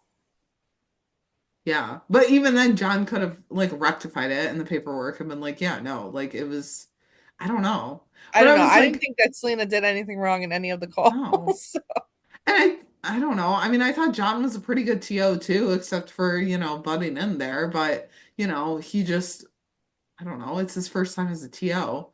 I don't know. It was just kind of weird. I was like, how did she Yeah, have I don't know what screw the whole ups? the Selena thing is. I got it on John's part, like why, but again, I think it's playing into like that whole like He has to John's let go of some of the control. ability as a TO, his like Yeah. insecurities, and like is he going to be able to like actually be a good TO? And Yeah. I don't know, or maybe it was just put in there as like a funny. Hmm. Yeah, I don't know. So then Lucy and Selena are at the apartment, which again we need more of. This was not enough. They're celebrating her plainclothes day success with some champagne. And she's like, "Oh, so is the ice cream in there if I lost?" And Lucy's like, "Yes. But that doesn't mean that we can't eat it. I mean, give it to me. Give that I would have scene to been me." eating it either way. Right. I mean, I'm not like a huge champagne girl, so I would have been like, Oh screw no. this, like give me the ice cream. Like, come on. Oh my god, Selena drinking it out of the corner of her mouth, Yes. Oh my God. She was like icing it and everything. I was like, like oh my spot gosh. on. Yeah. So I loved how Selena, like casually, but also wanted to kind of toe the line, asked how it was going with Seth. And Lucy gives her the short version that we can see at least, and was just like, yeah, it sucked. Um, so yeah, here's some more scenes with Lucy and Selena as roommates because Hmm. shit, I need it. I need it. I also need, because I think we're both going to ECC 3. I also need a Lucy and Selena photo op, like Melissa and Lisette. I know. I I mean, need to buy my stuff for Lisette. same. Because I haven't. I keep putting it off for some reason. I don't know why. But Me, just because I keep getting these unexpected charges for big things. Yeah. Welcome to the life of being an adult. Yeah. No, I'm trying to like get my finances down a little bit before I like splurge again, I'm but I'm also like, trying to I need spread it to. out and not do what I Yeah. did for the first con, which was like, Like it all at once. Yeah. oh, that credit That's card. even worse. Yeah. Yeah, it hurt me. It hurt my Yeah. soul. Yeah. I mean, But this year I probably won't go crazy like that, yeah. But I feel like I need to go and like go a but little never nuts, but say not. never. Yeah. No, I I'm definitely mean, going. Like, I already bought my stuff for Eric, Melissa, so I'm going. I haven't bought anything. So, hey, it's gonna happen. Um, yeah, so then I don't know, going back to the episode, like John checks in on the man who shot his granddaughter. Turns out she's been in surgery for 10 hours. I mean, it's a sweet moment between them. The guy feels really bad, but that's about it. And I was just kind of like, okay. I I don't know know that scene why. could have like not been in there. Yeah, I don't know why we needed to go back to that. I mean, unless they're gonna revisit that in a few episodes, but like, what was the point? I don't know. I don't know, maybe something. I can't even remember what they talked about, to be honest. Like, Yeah, I I feel was like it like, just was like another thing to like add to like the something episode. about And we could John. have had like more of the Chenford, food truck scene or I Yeah, don't know, like that last something. scene could have been like way longer. Yeah. Like, I would have Because, rather had more John there than this random scene. yeah. Yeah. I don't know. It was just weird because he was like talking about how he like feels bad and how, he hopes that his granddaughter and his daughter can like forgive him. And how do they move on from this? And like, when did he become so scared? And I'm like, is this supposed to somehow tie into all the John and like John Nolan, Bailey, Jason stuff? Because if it is, I don't see it. Like, it just didn't make any sense. So, yeah, that's where we left off with that. And I was just kind of like, all right, can we move on to something else? So, yeah, I it have no was, idea. yeah. So then we have Chenford and their rookies. That's exactly how I had it in the outline too, because it's just fun that way. Um, it's just fun that way. Yeah, that's my explanation for it. So we see Miles walking, or waking up in his car, getting ready for work. So we're picking up the next day. And he walks to the station, sees some fellow police officers, I think, because I don't think he saw Tim, but he was like, I kind of don't think he saw waving. Tim until Tim just like popped out Yeah. in front of him. So that means probably Tim was standing there watching him Yeah. probably for a couple minutes Yeah. before like I feel like Tim is like the lurker. Like he's kind of giving like, I'm gonna stare you down or just like sneak up on you. I'm like, why like are you Tim being has like such this, a sir? good like stern face, like the Yeah. classic Tim Bradford Oh my face. gosh. Like Yes. it anytime he looks at somebody like that, it's like he's looking into their soul. Yeah. Yeah. Because like Tim like walks up and he's just like pissed off. Like he's like glaring at Miles. I know. And Miles is just in like so happy, such a good yeah. mood. Yeah. And so he questions Miles' backpack and Miles is like, it's something I picked up from my football coach. Like, why are you so serious? And Tim tells Miles that cops don't walk to work because it's an officer safety issue and like, they leave it at that. And so Yes. But Miles, I feel like he has good excuses. yeah, he But can like come if up with good excuses. yes, but if I was Tim, like I Tim has every right to be suspicious. Yeah. And I Also, didn't catch like, it. huh? No, go ahead. I was gonna say, also, like, we see later on in the episode that Tim has done his research about Miles. So, This is what like, I was gonna talk about because like I didn't catch it the first time, but Miles literally gave Tim an opening to where like he could research him. Like yeah, I didn't even think of like Miles mentioning the football coach as anything of importance. Like I just thought it was like a throwaway excuse, right. like a throwaway comment. But literally, Tim took that and ran with it. Like Yeah. it further proves why Tim is such a great cop because Uh-huh. I would have never taken something like that and been like my brain would have never worked it the way that Tim did. Yeah. Yeah, he was like, okay, I'm filing that for later, you know? Yeah, I don't It know. just amazed me. Uh-huh. Yeah. Well, I feel like he's always like looking for a way to like one up people. So I'm That like, too. okay. Because then in the locker room, Lucy's like telling Celina, she's like, I have to crush Tim at this competition. I'm like, the way that she's so like confident about it. And she's like, I'm gonna do this. I'm like, honey, you're She rookie. has I don't think he's gonna get you there, girl. Like, I don't think so. she was on it. She was on Yeah. it. And then Yeah. just to speak on the whole breakup thing again, Oh like my God. her being like, I am so over the breakup. Like it brings up a great point in a way because we know Lucy is never just over things. Yeah. Like she never is. And she's not over it. And she's using like the competition and the banter and the playfulness that she had with Tim, like almost as a coping mechanism to Yeah. me. Like it feels like old times. So that way it like allows her to forget that they even got to a point where it wasn't comforting anymore. Mm-hmm. So now, we're going to see her spiral with the whole messy romance of it all in the promo. Yeah. But yeah, they definitely are living in a bubble that neither of them want to pop. Yeah. But And you know she's not like Lucy, totally over it when she's using her finger to point and like make her point across. I'm like, mhm, girl, you're not over it. So nope. yeah. And there's several things that happened in the episode that I was like, okay, here's one point of proving that she's not over it. Here's another point that she's not over it. Yeah. I was like, how many points are we going to rack up, Lucy? Yeah. Yep. And then we go over to the roll call and Seth is late before it starts. Like he's kind of gloating about it. And Lucy's like, he has a few minutes. And Tim's like, 43 seconds. I was like, oh my gosh, they are literally in competition over everything. Like everything. And so Tim's leading roll call and doesn't fail to mention that Officer Chen's boot isn't there. And right as he does that, Seth like runs in basically, and Tim hits him with a "you're late" boot. And I was like, yeah, Oh, we're back to season one, Tim. couldn't wait to hear the boot. Yeah.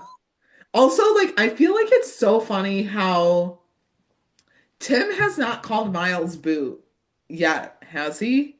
No, he's called him Like every Texas. other nickname, yeah.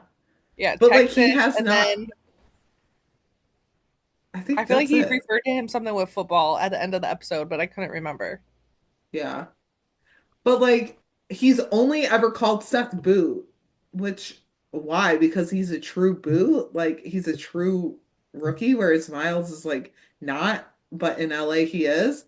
I don't know. It's just so I noticed that this episode and I was like, huh, I wonder why that is. And so then Smitty adds on to that. And it reminded me of remember when you were a little kid, like in elementary school, and like a kid got called down to the principal's office, and the entire room was like, ooh, Oh you yeah. know? Yeah. When Smitty was like late, that's what it reminded me of. Smitty gets looks and Uh, he's like, yeah, I'm just not Vinny gonna just say has no anything. chill whatsoever. No, he doesn't. I've missed him. Like he's so funny and literally for what? Like anytime he's on my screen, I think that and I'm like, I know, like anybody they need else, it would to not even be as funny as it is. yeah. But because it's Smitty and the way that Brent plays, Yeah. it's just perfection. So like I know he's not in every single episode. I mean, he should be because he's that funny and should be like more of a regular. But I feel like our diva background actress I needs to have a speaking role too. Like just one line along with her listen. name. Wait,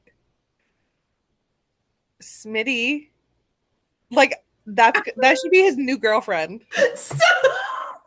I was waiting for you to go there.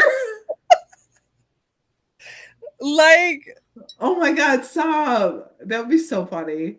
Smitty with an icon, like, it would be so and perfect. and he knows it. He knows Yeah, it. Like that's what she's known for.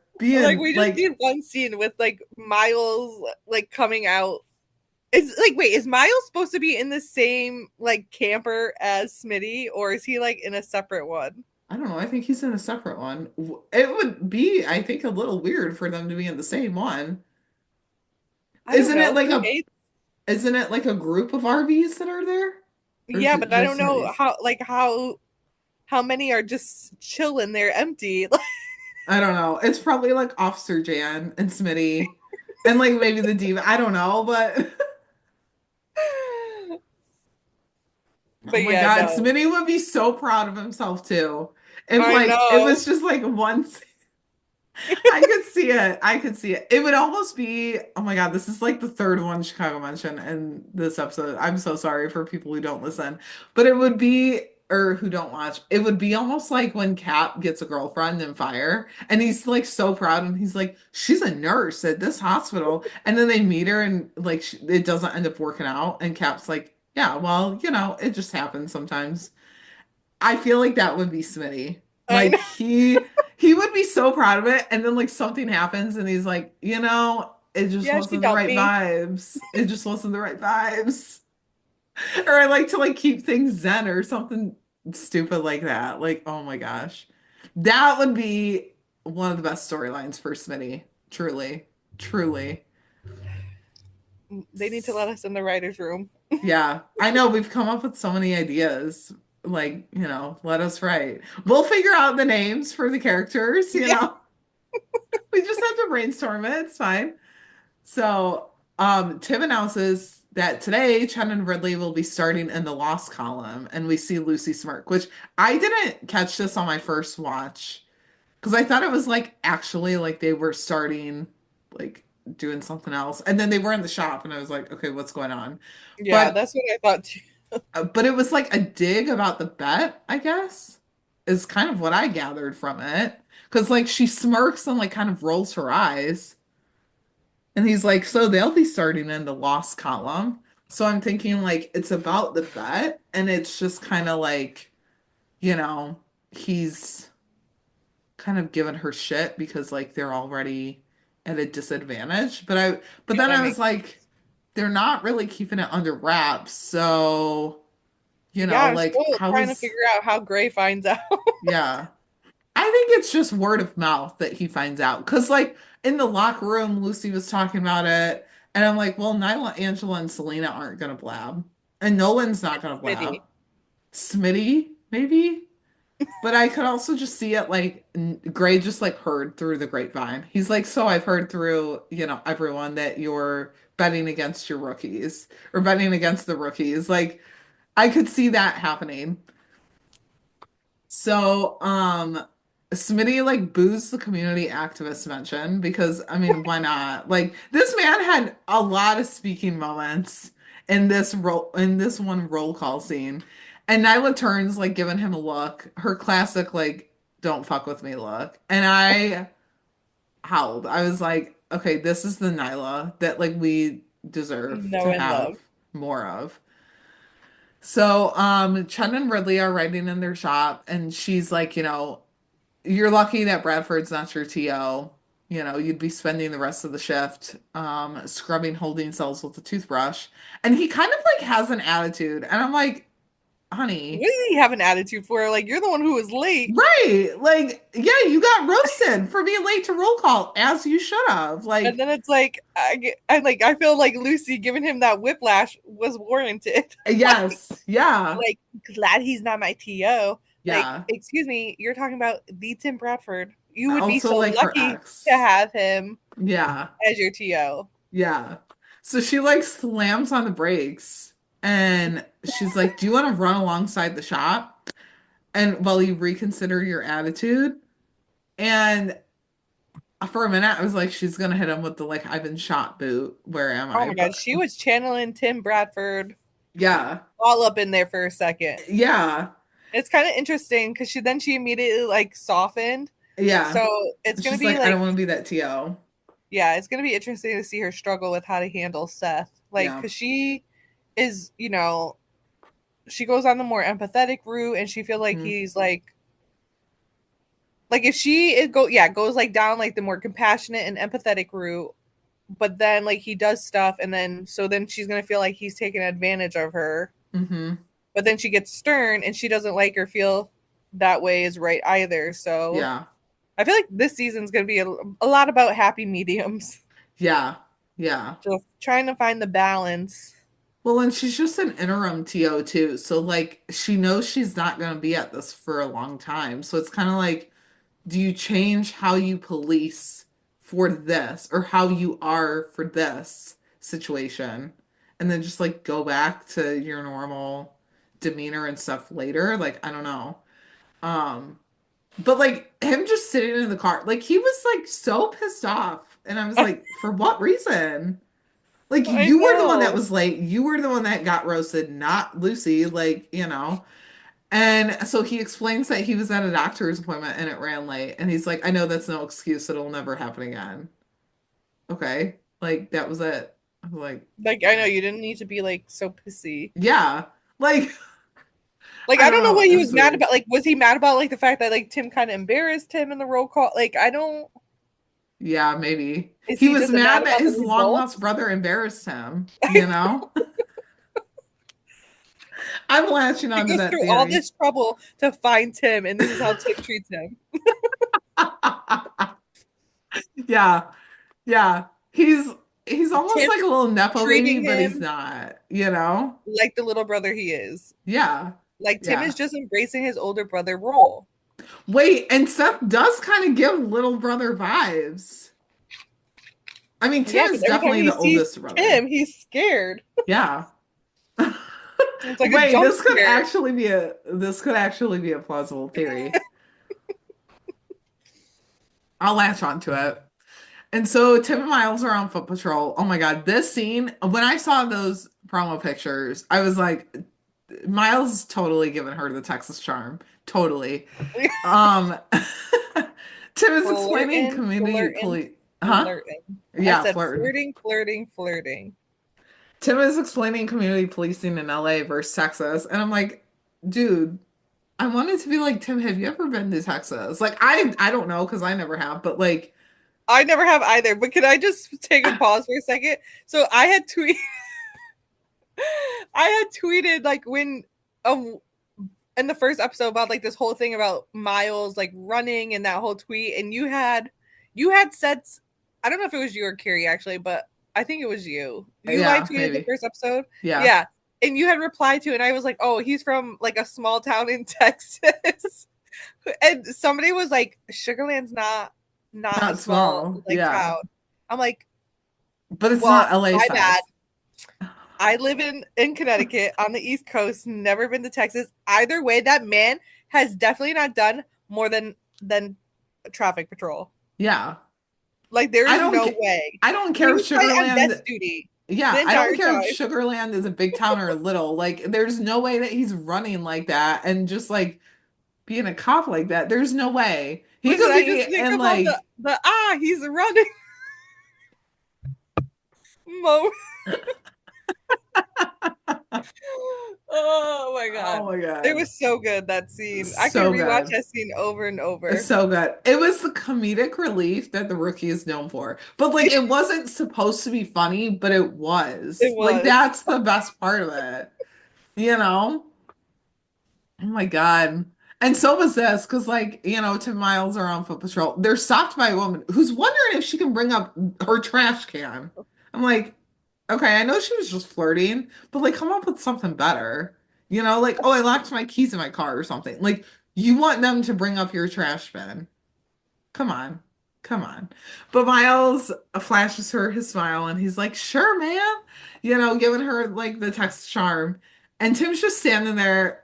And I wish that they would have panned his face more because I know Mhm. that he was like annoyed. But like from the side, it looks like he was like smiling. And I was like, what? Like Tim Bradford, season one, would be so pissed off. Yeah. So pissed off. But Tim like ends up cutting it short, and Miles is like, "Ma'am, if you ever need anything else, 911 is where you can reach us." And Tim's like, "Let's go." She knows 911. It's like, oh my God. I am so here for all of the like little jabs that each of them have to each other. I know. Like, give it to me. I'm here for it all. And Miles is like, you told me to be friendly. But Tim's like, that kind of friendly gets you sued. And I was like, oh my gosh. I can't wait for more scenes with them. Like I I was for I really sure can't. thought like Tim was gonna be the one who'd be like, "You told me to be friendly." Right. So then we cut over to Chen and Ridley, and they're talking to a store owner. And Chen's letting Ridley do all the talking. He tells the store owner that they're trying to get a sense of what they can do to better serve the community. And the store owner's like, are you new? Like, I was like, damn, they're getting the sass. Do you actually He's getting the belong sass. here? Yeah, yeah. And Ridley's like, well, yes, I am new and I'm still learning. I'm like, honey, you have so much more to learn. Like, you do. And the store owner like educates him. He's like, here, sit down for my like history lesson. And he tells him what the neighborhood has turned into. And the store owner's not impressed and even says, like, the only time that you see the police is to make an easy arrest or use them as an example for young officers like yourself. And I was like, damn, he's spitting facts there, I'm sure. And so the store owner points out the Watcher and how they advocate. And Seth doesn't let that like deter him though. He's like, here, take my business card. If, you need help the next time, like call me directly and I'll make sure that police respond. And like Seth was like, he did the right thing in that moment. Yeah, no, he did so good in that moment. Yeah. And the store owner's like taken back, walks away. Ridley walks away. Like you can see the smile just like trying not to come across his face that he I was know like, because he was so yes, proud I of did it. himself. Yeah. And Lucy like catches up to him and she's like, good job. Um, and so, as they're walking more, she asks him to describe this guy that walks across the street, even like asking what their authority is to stop and talk to him. He's talking all this police lingo. And meanwhile, I'm like, keep talking about that. Like, Do come you on. know, like, her, like trying to describe people what they walk. I did this, so a long time ago. At this point, I did like an intro to like gun safety class. Uh-huh. And part of the class was that we're all we're sitting or whatever, but they have somebody run in the room really fast, like say like it was like a criminal, something like some kind of bad guy, whatever, Yeah. runs in the room and then runs right back out, and then they ask you to describe what they were wearing. Oh It my is gosh. the hardest thing ever. I It bet. is so hard. Like I don't know how they do it. Oh my Like gosh. I think I got maybe one thing right, and it was like the color of the hat. That is it. Oh my And I'm like, gosh. like for them to be like doing this and like expected to be able to like like do it all the time, like and Yeah. be like not like 100% accurate, not even 99.9%. Yeah. Like give them props because I couldn't do it. Yeah. Well, and there's certain things I think that they have to like call out specifically or like different lingo that they use that I'm just like, yeah, I would think that would be difficult to like remember and get right every single time. So, Just the trying to get a license plate. yeah, I know. And Like sometimes I practice it like while I'm driving yeah, and try to like read the license plate in front of me or whatever, try to remember it. yeah. Like I can't how even remember my own. I know. Like, I could before, but they've like changed the amount of letters and numbers that are on there, and like it's just too much. But yeah, I'll Yeah, do I know that too, like with I cars still around know my me. old license plate, but I got a Same. new car. Well, I guess it's is it 1 year old now? I don't even know. I think it's 1 years old now. But yeah, and this license plate, I have no idea. No Yeah. idea. And I still remember my first license plate, but this one couldn't tell you. Could not And the tell only you. reason why I remember the other one is because of Friday Night Lights. Because it had 033 in it, and that was Yeah. Tim Riggins' football jersey number. And Yeah. I literally named it was like my a little Honda Civic that I named Riggins. It just like all perfectly fit together. Yeah. Oh my gosh. But that's the only reason why, like because I associated with a fictional Yeah. character.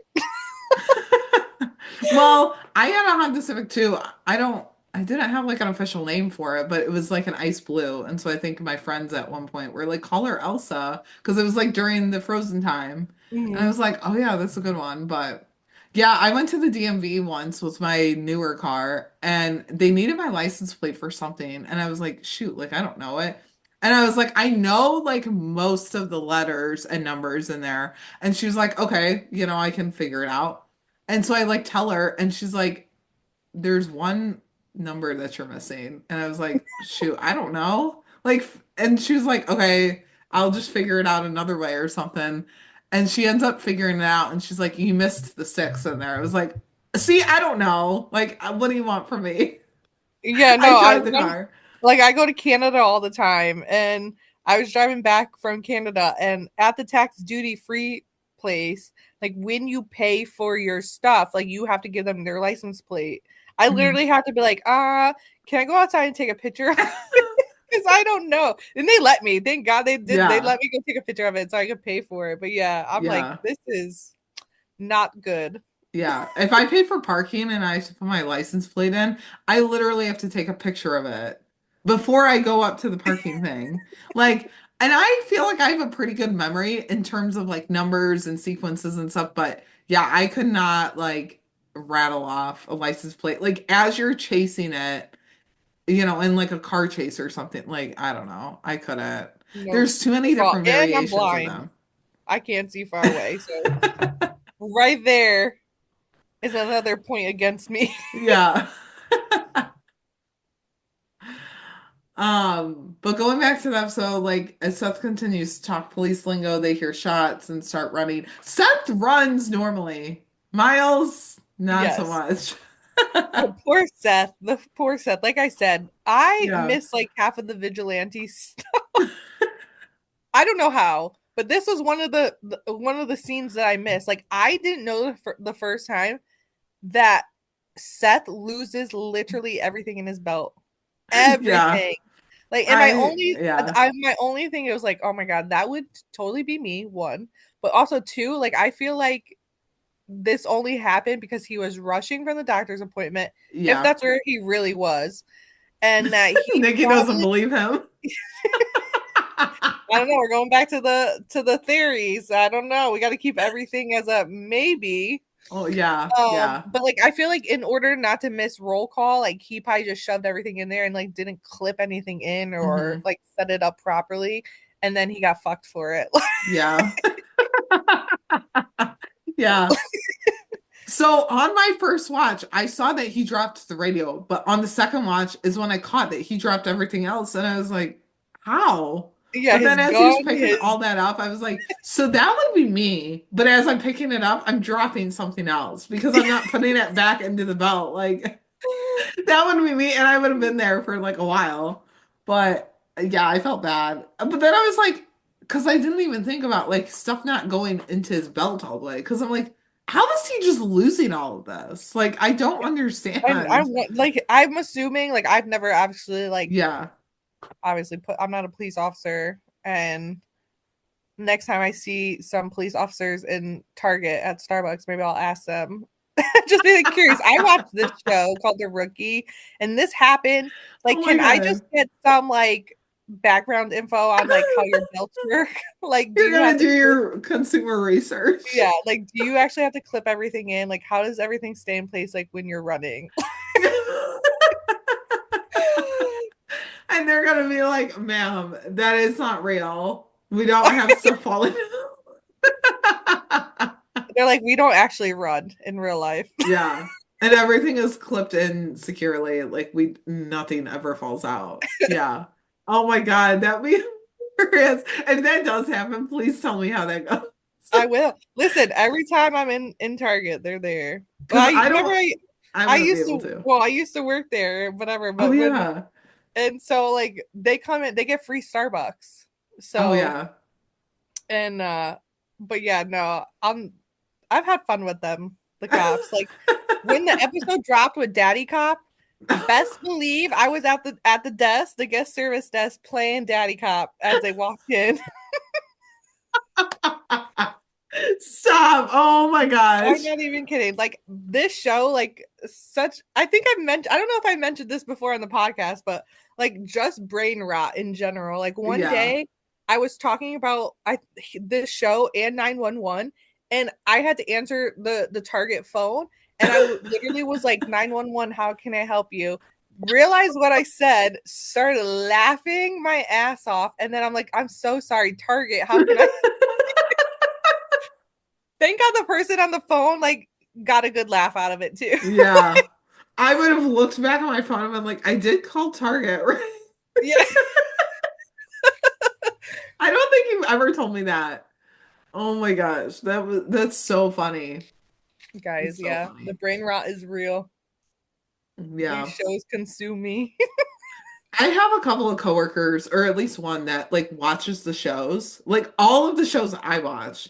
And I'm like, okay, that's cool. But also like you're like an older man who has kids, you watch it with your kids, and he like wants to talk to them. And I'm like, sir, you don't want to talk about it with me. Like I host a podcast, I live tweet, like I'm very into these shows. You don't want to I talk know to me I have about it. such a problem, like, because I know people who watch the shows, and I'm like, but you don't watch them in the same Yeah. capacity as I do. Yeah. Like it's Like, literally what Court had tweeted last week or whatever. And she's like, what's it like to like be a fan and not like be so in depth? Like I'll talk to the coworker about it and then I'll like get into the weeds and he just like looks at me and turns away and I'm like, yeah, I told you you don't want to talk to me like about not this. not Like, even this show, but yeah, like not to mention 911 again either on yeah. this podcast for the millionth time. But like when I talk to like people like who normally just like casually watch 911, and I start talking about like Buck and Eddie and like how they should be together, they're Yeah. like they look at me like, what? Some of them are like, yes, and then Yeah. the other half are like, are we watching the same show? I'm like, I'm Right. watching the right show, but you're not. Yeah. For me, it's when I'm like, oh yeah, so Chen or Melissa, like I use their like actual names or their Mhm. character names or the ship. And they're like, oh, I don't know them by that name. I'm like, I don't think you watched the show then. Like, how do you not know them by that name? Or they're like, the actress who plays them. I'm like, yeah, I know the name. Like, oh my gosh. It's weird though to talk to people who like don't, really like watch the show I as know. in After I depth. went to the con this year, so like I mean, I work, at the hospital now, like as and so when I went on vacation for the con back in September and I came back, everybody I'm friends with some of them on Facebook, and Yeah. they were like, "Oh my God, like you met them and blah blah blah." Like they like had no idea like this part of like fandom or watching this show, like that kind of stuff like existed. Hmm. And I went like so crazy and like into detail about like the con and this and that, and they were just like amazed. Yeah. And I'm like, am I sometimes I'm like, am I the weirdo? Like I don't know. No, you're not. You're not. And that's why having online friends from Twitter fandoms and stuff comes in clutch because I'm like, Mhm. okay, you just validate me that I'm not the weirdo. I know Like that there's everyone else is different because they're not watching it like how I watch it. So, you know, I don't know. But yeah, I don't know. It's definitely it's really like it opens my eyes more. Like when I talk to someone who doesn't watch it as intensely, like, yeah, I wonder, like, am I the weirdo? But then I'm also like, we watch TV in very different ways. Like, you're more of a casual watcher, and I'm I've never been not. a casual watcher. I can't relate. I am to certain shows. Like, I don't get as much into the fandom. Like, I was just watching Shifting Gears, the new like ABC comedy with Tim Allen and Kat Dennings in it over the Hmm. weekend. And I'm not like in the fandom or anything like that, but I don't even know if there is one. But like I was watching it and immediately I saw one guy and like Kat Dennings' character interact and I was like, oh, they're hooking up. Like they are. Like even if they don't, I'm like, they're hooking up. Like I'm Yeah, calling your it brain now. is wired Yeah. for it. And also like I see that little twinge of chemistry and I'm like, they're together. They're gonna Yeah, they're gonna be together on the I show. do And the I'm like, same thing. and then after I was like, I'm literally sick in the head. for just like immediately seeing it. Like, am I okay? Because I don't think so. Like, oh my gosh. Oh, it's a gift. It's a gift. But also, I don't know, I'm a little worried sometimes. So yeah. So I mean, I guess to get back to the episode, because like we only have a little bit left, but how much more can we tangent on? I guess we'll find A out. lot. It's mostly me. No, it's me too. Don't take all the blame. It's definitely me. Lucy and Seth are talking to Gray about what happened in the alleyway, and that's when Gray's like, "You're an embarrassment." And it's like I kind of agree. Like I love Seth, but yeah, I agree. Like he messed up big time.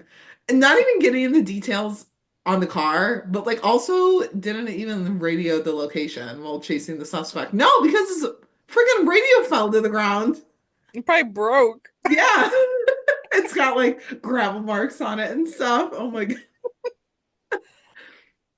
So like Gray has Seth go outside and like, oh my God, he's just like a little puppy dog walking out with his tail tucked between his legs. Oh, Like, he goes from like happy to sad every 2 yeah. seconds in this episode. Yeah. Yeah. And Gray asks Lucy whether she thinks he has what it takes for the job. And he wants her honest opinion. And she like stands up for him a bit, which I'm glad, but also I feel like that's the Lucy Chen in her, the empathy. And she's like, it's too early to tell. Like, every rookie makes mistakes, but Gray's like, yeah, but we're under a microscope right now.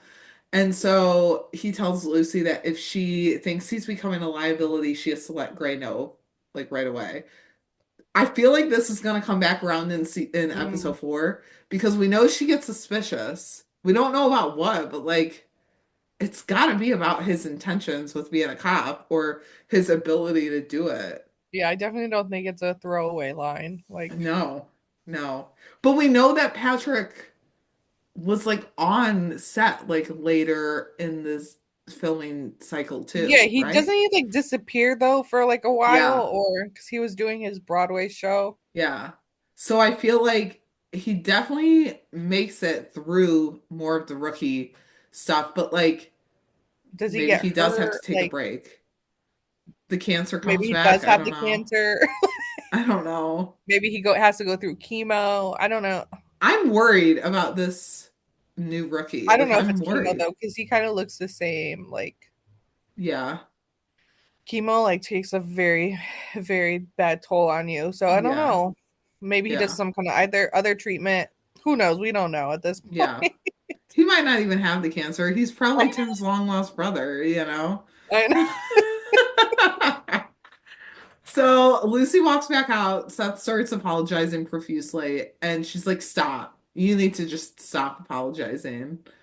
And she's like, "Go study your rook book." And then Tim like walks up, glares at Seth, and I mean, Seth could like almost just run away. Like at this point, like I would scurry a little and like run Like, away. I would never just like show my face to Tim. Yeah, Like, I would just like look down every time I see Tim coming. I'd be like, I'm looking down.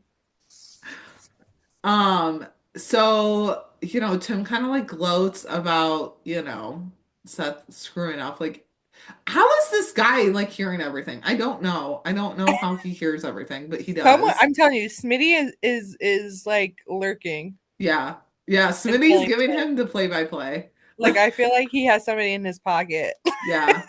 No, it's Smitty. He's giving him the play-by-play. And Or then he's no, gonna Tim has throw been, Tim under the bus. or it's just him, like we said earlier. He's like very honing in on his lurking Yeah. skills. Yeah. He's like, Seth won't even look at me. Something's up with him. So he tells Lucy that she has to make his failures a teachable moment. And I was Oh, like, that line okay. was so good. Like when he Yeah. was like, "You can't let their failures be your fault." Like he just always has the best freaking thing to tell Lucy. Like Yeah. that one specific line that she needs to hear in order to like feel better and like Yeah. more confident that Uh-huh. she's doing the right thing. Yeah. Lucy's praise king coming back in full fashion. Lucy like turns it over to Tim though, and she's like, "How's Officer Texas? Like, how's it going with him?" Which kind of another nickname for him a little bit. And Tim's like, "It's going good." I mean, it almost sounded like he was disappointed though that it was going so well. I was like, "Does this man want him to mess up?" Because that's kind of what it's giving. Well, like in the beginning, like when we first met Tim, he was like so like kind of happy to brag about that he's had rookies wash out. Yeah, yeah. So I don't know, maybe a little bit. Like he wants to see it happen. Well, because his last rookie was Lucy and she didn't wash out. So he's probably like, No, "Oh, Lucy cool." probably. Well, no, actually, Lucy wasn't his last one. It was the Oh, what's her Oh, yeah, name? that right. The Katie. girl, Kate. And Kate. she washed out. Yeah. So, but yeah, like I don't like he couldn't have gotten a more perfect rookie Yeah. than Lucy. Yeah. I I had like totally forgot all about that. Greg Grunberg's character, I don't even remember his name. And then that Katie O'Brien, which I think that was her name. I'd have to go back and look. But it was so like yeah, no, short-lived that, it's like a blip on the it was radar. yeah, it didn't even really matter. Yeah. So Tim and Miles are patrolling again, and Tim's like, "So where exactly do you live?" Like he's trying to get every piece of information. And he's like, "It's got to be close though, because you're able to walk to work." And Miles is like, "Yeah, it's the street over there." Like he names it so nonchalantly and just like carries on. And Tim then gets a call from Angela, who has that plan to track down the vigilante. So they stage the call over the radio, and they get him. But Miles is opening the trunk of his car, like at the end of the day, and getting ready to go in for the night, which I don't has to be like so depressing. But I get it. Like he's, short on money. Tim like sneaks up on him and scares him, and he's like, "Yeah, that's exactly what some civilian could do." But I was just like, "Oh my God, can Tim like be like chill for a minute, please?" No, he's literally not capable of it. He's But having so much fun with this. that whole scene though was so good. Like it literally felt like Tim following Miles is very season one Lucy of him. Yeah. Like Yeah. it felt just like when she followed him and like stopped him from doing something that was wrong, or I guess maybe not stopped him, but like gave him the option, gave him an out, Yeah. like to really like think about it. Yeah. And Tim was able to give him the kind of same option, even though it hmm came off like super harsh. Yeah. But it's true. Like everything that Tim is saying is true. Yeah. And Miles seems like the type of person who does need that tough love. Yeah. For sure. But yeah, so I don't know. Tim to me, Tim does see like potential in Miles, but he's like not gonna play into the facade like that Miles has like created. Yeah. Like he wants him to succeed, but like he's not gonna cover things up to make sure that happens. Yeah. And eventually we know that Tim's gonna be someone that Miles can rely on, that someone like hmm that Miles is gonna be able to like feel like Tim cares about his well-being and that Yeah. it's like more than just a job. But I don't know. Tim's already working his TO magic in my eyes. Like he's Yeah. playing off like we don't well, we find out not like here about the football thing, but like Tim is already like playing coach in a way to hmm Miles. Like he's playing into what works best for Miles, which is somebody who is going to push him in the right direction, Yeah. but is not going to like do it for him. Like he's only going to like Miles is only going to be able to accomplish it hmm if he uses the tools that Tim provides. Yeah. And I feel like Tim's having a little fun with it too, because like he knows that he doesn't know everything about Miles. Like Miles is kind of like, I don't know, not jaded, but a little secretive in a way, as far as like, you really have to like pry for information. And so I feel like Tim is having fun, like trying to figure all of that out too. Plus, I mean, this is his first rookie after being like in Metro, so he's probably like having A fun little with it. rusty. Yeah. Yeah, yeah. But he ends up reading him the riot act about living in his car, shares all of these scenarios, and even like threatening him on the spot. And I'm just like, okay, I mean, go off, because yeah, that is some scary stuff. And Miles tells him that he screwed up, has a lot of debts to repay, thought he was going pro in college football, and had money and like spent it before he technically had it. And then I like kind of that's felt where, huh? no, I was gonna say I kind of felt bad for Miles in this moment because Yeah. like I don't know his little teary eyes. Yeah. And then Tim like shares what he knows too about like how he blew out his knee at a party and couldn't play. And Tim's like, I'm giving you 24 hours to find a legal place to live. And he like emphasizes legal, and I'm like, you didn't have to say it like that. You could have just been like a permanent place to live. And he's like, otherwise, you got to find a third job or a third career to mess up. And I was like, okay, you Oh, can chill right now. Like it's so harsh. it's serious, but like also like you don't need to be harsh about it. Like, I okay, know. Like I chill. feel like Miles need, like I He said, like needed that though. he Yeah. needs like the sternness that Tim can give. But yeah, Yeah. it hurts to watch from our Yeah. end sometimes. Yeah. It does. But in that Starry magazine, Derek does mention that we'll get to see like his love life or personal life. So I think that might be the woman that he's hugging in the like overall season 7 trailer. Is like Yeah, what but we'll where see does she about come that. from? Like, does she I don't just like all know. of a sudden show up from Texas, Because it looks like they're in a house. or does she already live in LA and And like he she was, came and she doesn't know that he's there? yeah. Or like he's been in LA longer than like the rookie period. He just like didn't have a job. I don't know. I don't know. These new rookies, I'm so freaking curious about. I know. I Like, feel like when we met like Lucy, Jackson, and like Nolan, like everything was like laid out like right then yeah. and there. Like we didn't have to like play this guessing game or like even though this is fun for No, us it is. It is. because I it like keeps us on it. our toes, like keeps everything fresh. But yeah, like Yeah. I feel like everything was laid out for us. Like we didn't have any of the guessing game or ooh like Yeah. this and that, and now we're Yeah. just all over the place. Yeah. I also feel like the new rookies since the OG3 have had bigger issues than like John, Lucy, and Jackson did.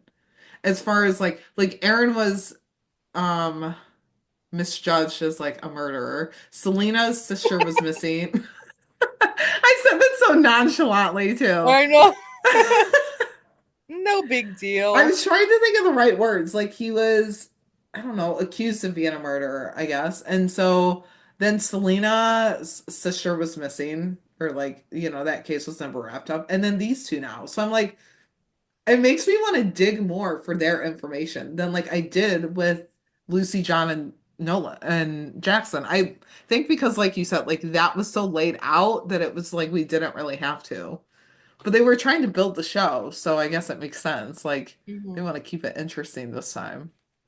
But yeah. So the next day, Seth, oh my God, little puppy dog. He's starting the next day off on the right foot, getting the shop ready ahead of time, getting Lucy a coffee. He's like, I filled the tires with air, like, it's all good.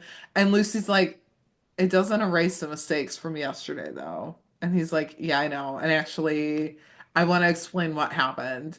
And then that's when he tells her that 4 years ago, he was diagnosed with cancer and it was aggressive. His odds weren't good, but he beat it. And a week ago, he went in for some routine blood work that came back irregular. And I'm just kind of like, okay, so you beat it. That's good. So like it does prove that you're a fighter. Like you know, you can kind of handle the tough stuff. But then Lucy empathizes with him and she's like, I get it, but you also should have told me because I'm responsible for keeping you safe on the job. And I feel like this was what they needed the entire episode to just like kind of come to terms with each other and like be Yeah, on I the could same see it from page. like yeah, both sides. Yeah, I wonder what kind of cancer it was because I obviously know. Seth is very young. Yeah. So at first I was like, oh, was it like childhood leukemia or something? But Uh-huh. then if it was only a few years ago, then Yeah, 4 years ago he would have been what, 18? Yeah. So I wonder what kind of Well, and what it's not affecting his ability to be a cop. I mean, at least that we know of, even though it was aggressive. So, yeah, like what kind was it? If it is, in fact, cancer, I don't know. Now I'm going to be second guessing it. And like, I really hate to because it's cancer. What if he did have it? I know. Oh my gosh. I But don't know. It's also, just like, we don't know because why is she getting suspicious about him in episode 4? I Is it know. Well, I guess just we're gonna see because, something's gonna happen next week, maybe, yeah, is it because like she's not sure if he should be a cop then? Like maybe that's what it's about. and we're just blowing it way out of proportion. Right, because they like didn't write it that good. I don't know. They don't like screw up the episode descriptions though for ABC. Like I've No. seen it done for the other shows, so I mean I can see it, but they don't do that as much for ABC. So I don't know. Yeah, I mean, like he's not frail in the sense like body wise, like No, strength he's wise, just tiny. like brain. I don't. I mean, brain tumors are like I kind of thought that, but then I crazy was like, I scary. don't know.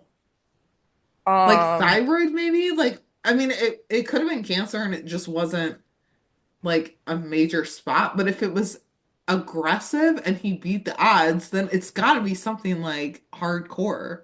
I know maybe it has to be something. I would assume with like the lymph nodes or the bones, or Uh-huh. but even with the lymph nodes, that's something like that not meant like that's like worst case scenario because that's how it really spreads. Yeah.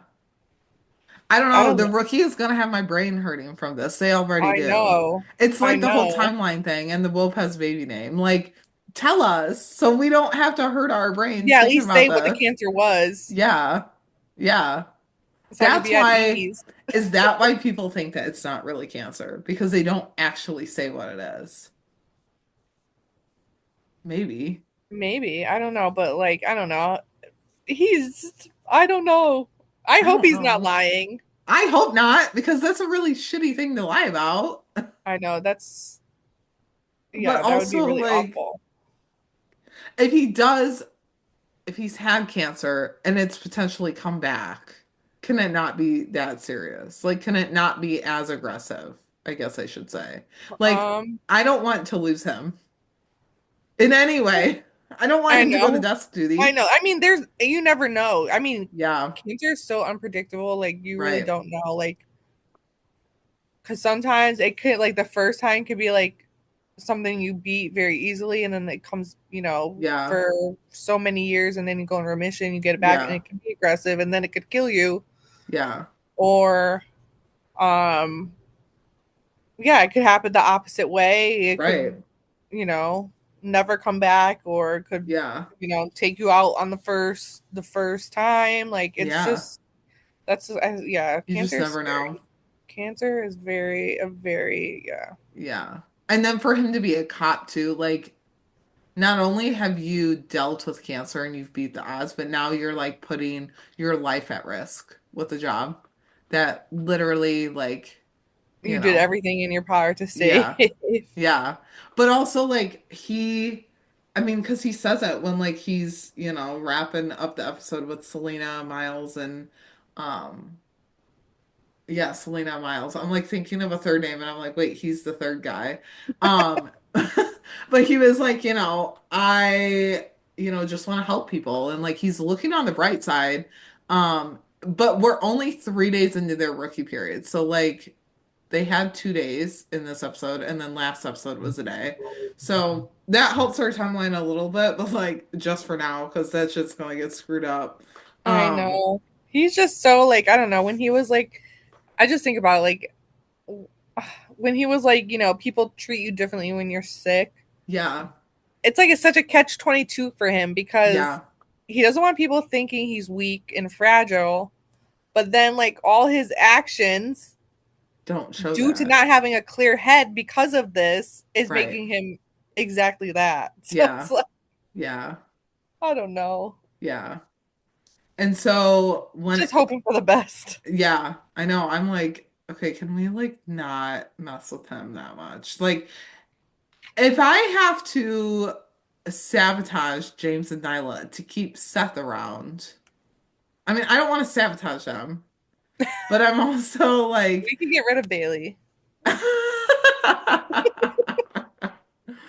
I'm also like, okay, if I have to like give and take, and Nyla and James go through it this season, and we get to keep Seth, I'm fine with that. I mean, I don't really want it, and that's a pretty big if, but I mean, that's fine, I guess. I don't know. I just want everyone to be happy, but also I want drama, so it's a hard one.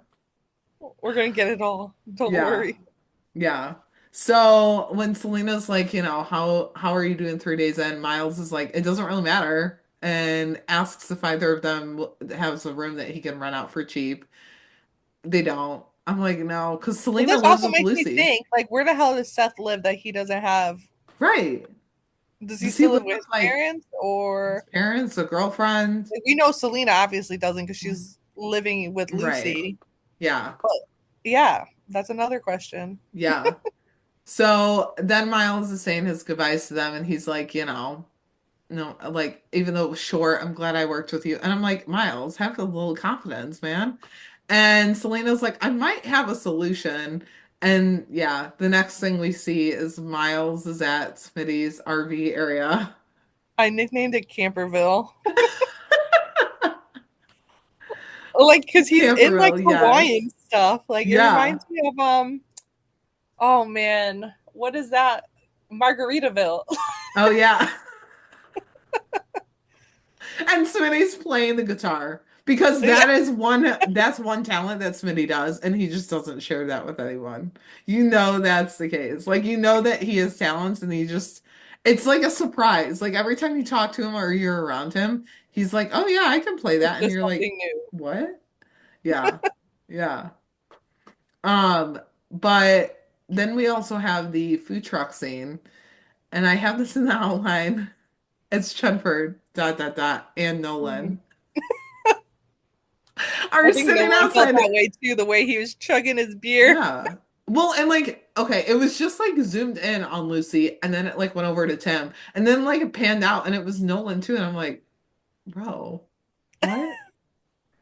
Was Like, not expecting this. I have to wonder if he feels awkward around them, like Nolan himself, because I mean, they say that they dated, like everyone knew that they dated, and I'm sure that they're not like as they weren't like as coupley around each other when they were dating, like at the station. But I'm sure that they were because everyone knew about it. Um, When I this is I it's never gonna happen, I'm sure. It's gonna be one of those like things that never get answered. yeah, But I need to know if Tim knows that Nolan and Lucy were together. that's oh my gosh. So that's another thing, like the whole name thing that we're all like, why has this not been mentioned? Nolan has Um, no issues well, he's whatsoever. probably Clearly, oblivious to it because he was it. oblivious that Selena like could I mean, potentially Lucy. fail. Lucy doesn't seem to have like an issue with it either, or any Yeah, type of awkwardness or anything like that. Which I yeah, guess is good because then every scene ever would be like terrible with all of yeah. them. But I also think Nolan and Lucy ended on a good note that like they're fine. Um, but I also feel like Nolan's probably in La La Land and like thinks nothing of it. Because I mean, he didn't think that Selena could fail her plainclothes day until like everyone around him mentioned it. So, I know. you know, Or that he was gonna also be judged on his right? ability until Tim was like, "Hey, dumbass! Like Selena's not the only one who is being watched today. Yeah. Like Yeah. you are also being watched." Yeah. Yeah. But yeah, I don't know. So Nolan's like sitting out there and Lucy's like, I believe we had some sort of confidence as rookies. And I was like, you might have, but I don't know. A couple of them didn't, I guess. Like Jackson froze up the first day.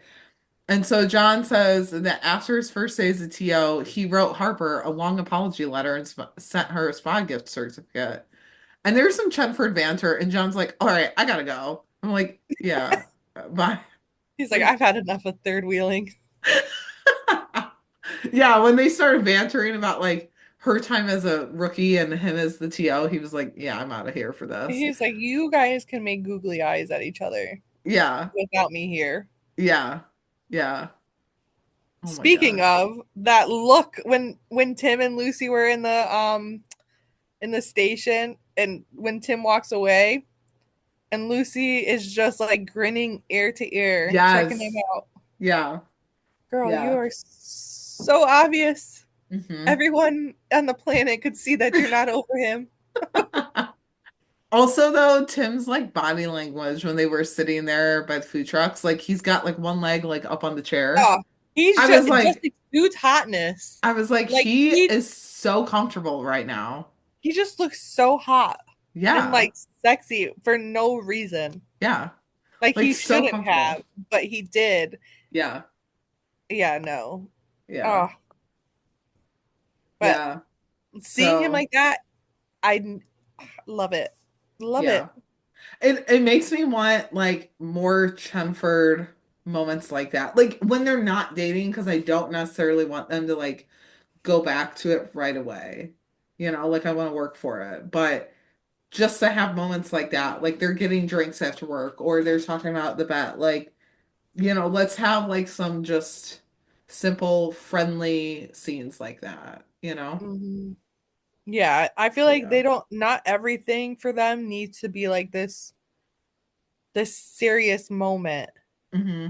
which I mean last night I guess that was like a big topic of conversation in the fandom because like people expect like where's the small doses kind of Yeah. scenes and it's episode 2 like it's not like Tim hasn't even like we haven't even seen Tim starting to go to therapy or do any of Right. that stuff. Like, I don't think it's going to happen until we see that.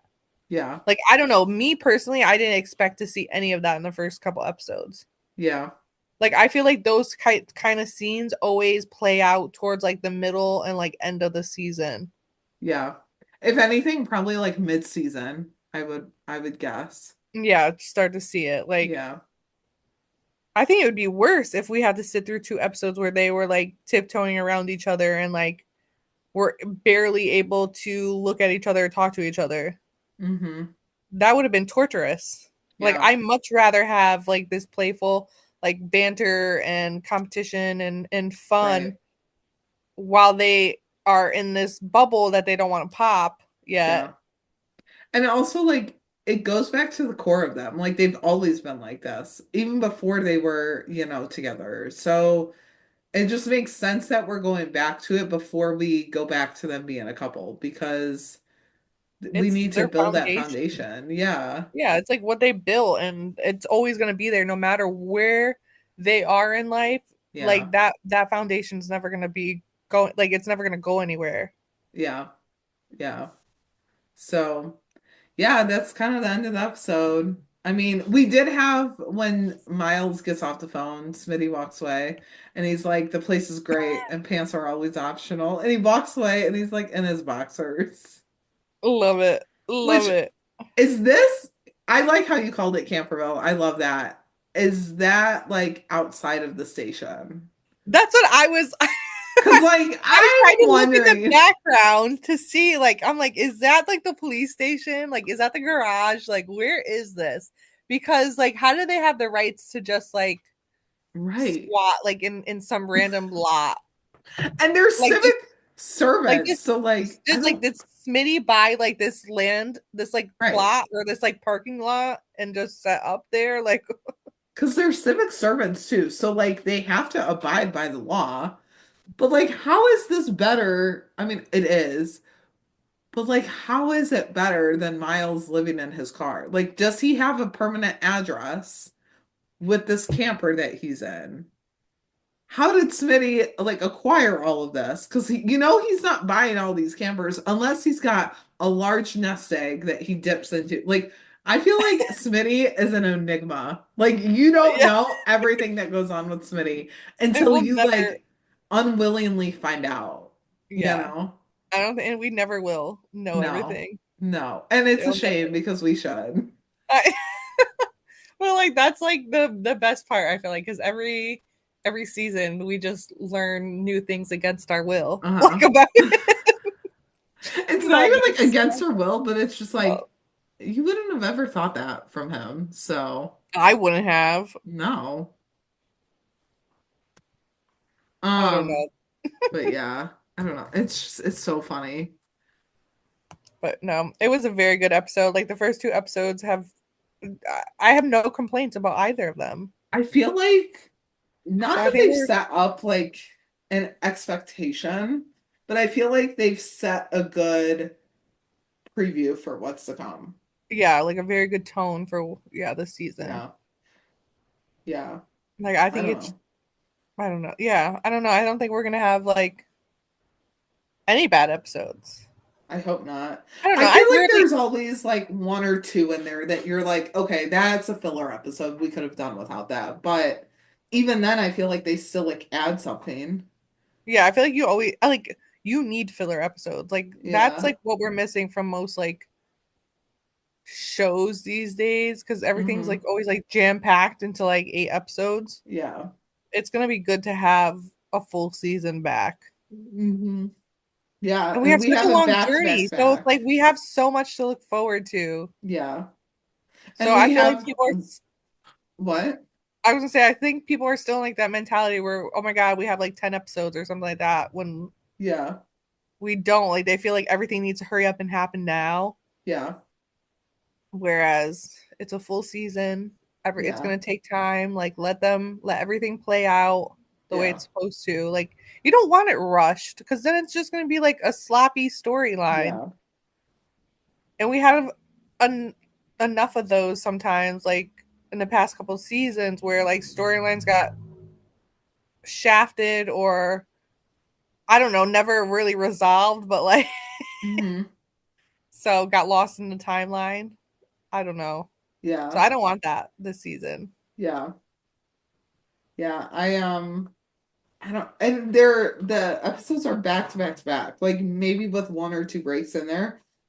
I mean, we don't really know yet, but it's gonna be so nice to not have to wait like, 2 weeks for another new episode or something. Like they're gonna Yeah, or be, this winter break business where they're gone for 3 months because yeah, that's what ABC loves to do.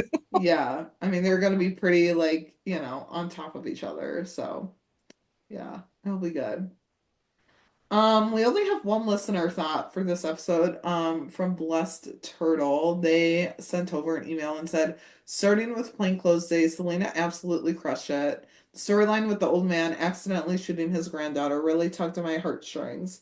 I hope we get some kind of update as to whether his granddaughter survived or not. My thinking is this had to do with Nolan and the whole like Jason thing. Because why else bring it up and why have Nolan go and like check in with the guy. Like it has to do with the Nolan and Bailey stuff in some way. Has to. Mm-hmm. Um and then they said, as for the new boots, I guess I was wrong about Tim helping Miles with his housing situation. I really thought he would, like the way he helped Jackson getting over his freezing during the shootouts. I didn't even like think about it that Tim could like help him with that. Because Like I I thought think, it could be a possibility, but like I said, like I think Tim knows that Miles, like he can't. I don't like how I said it earlier. Like Miles needs to be able to do it for himself because mhm. Tim knows he's like capable of doing it. Like he does that make sense? I don't. Yeah. I'm having like a brain fart. Yeah, no, it does. And I feel like it'd be not a conflict of interest, but it would just kind of be like, I don't know, personal. Like that's a I know some personal thing. people thought like Miles was gonna move in with Tim, Yeah.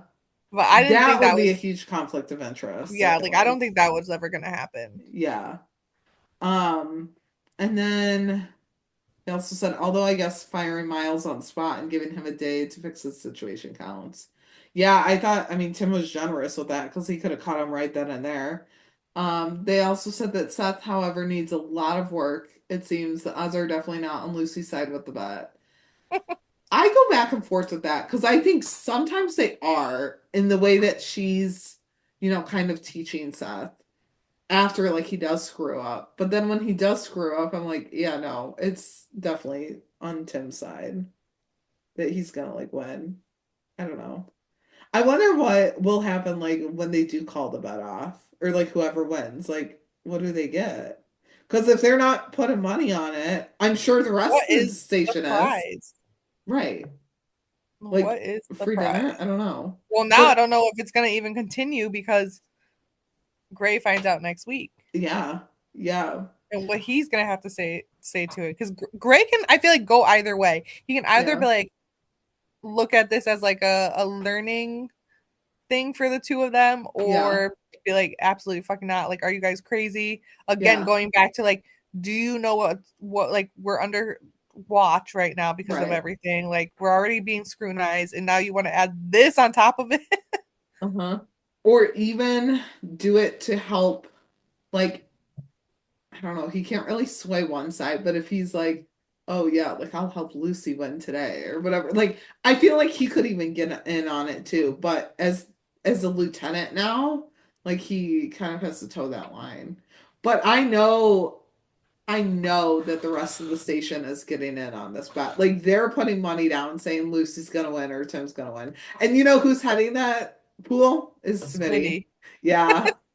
I He's the don't know. I feel like, whistleblower on this entire operation. and I feel like they're probably all betting on Tim. Yeah. Yeah.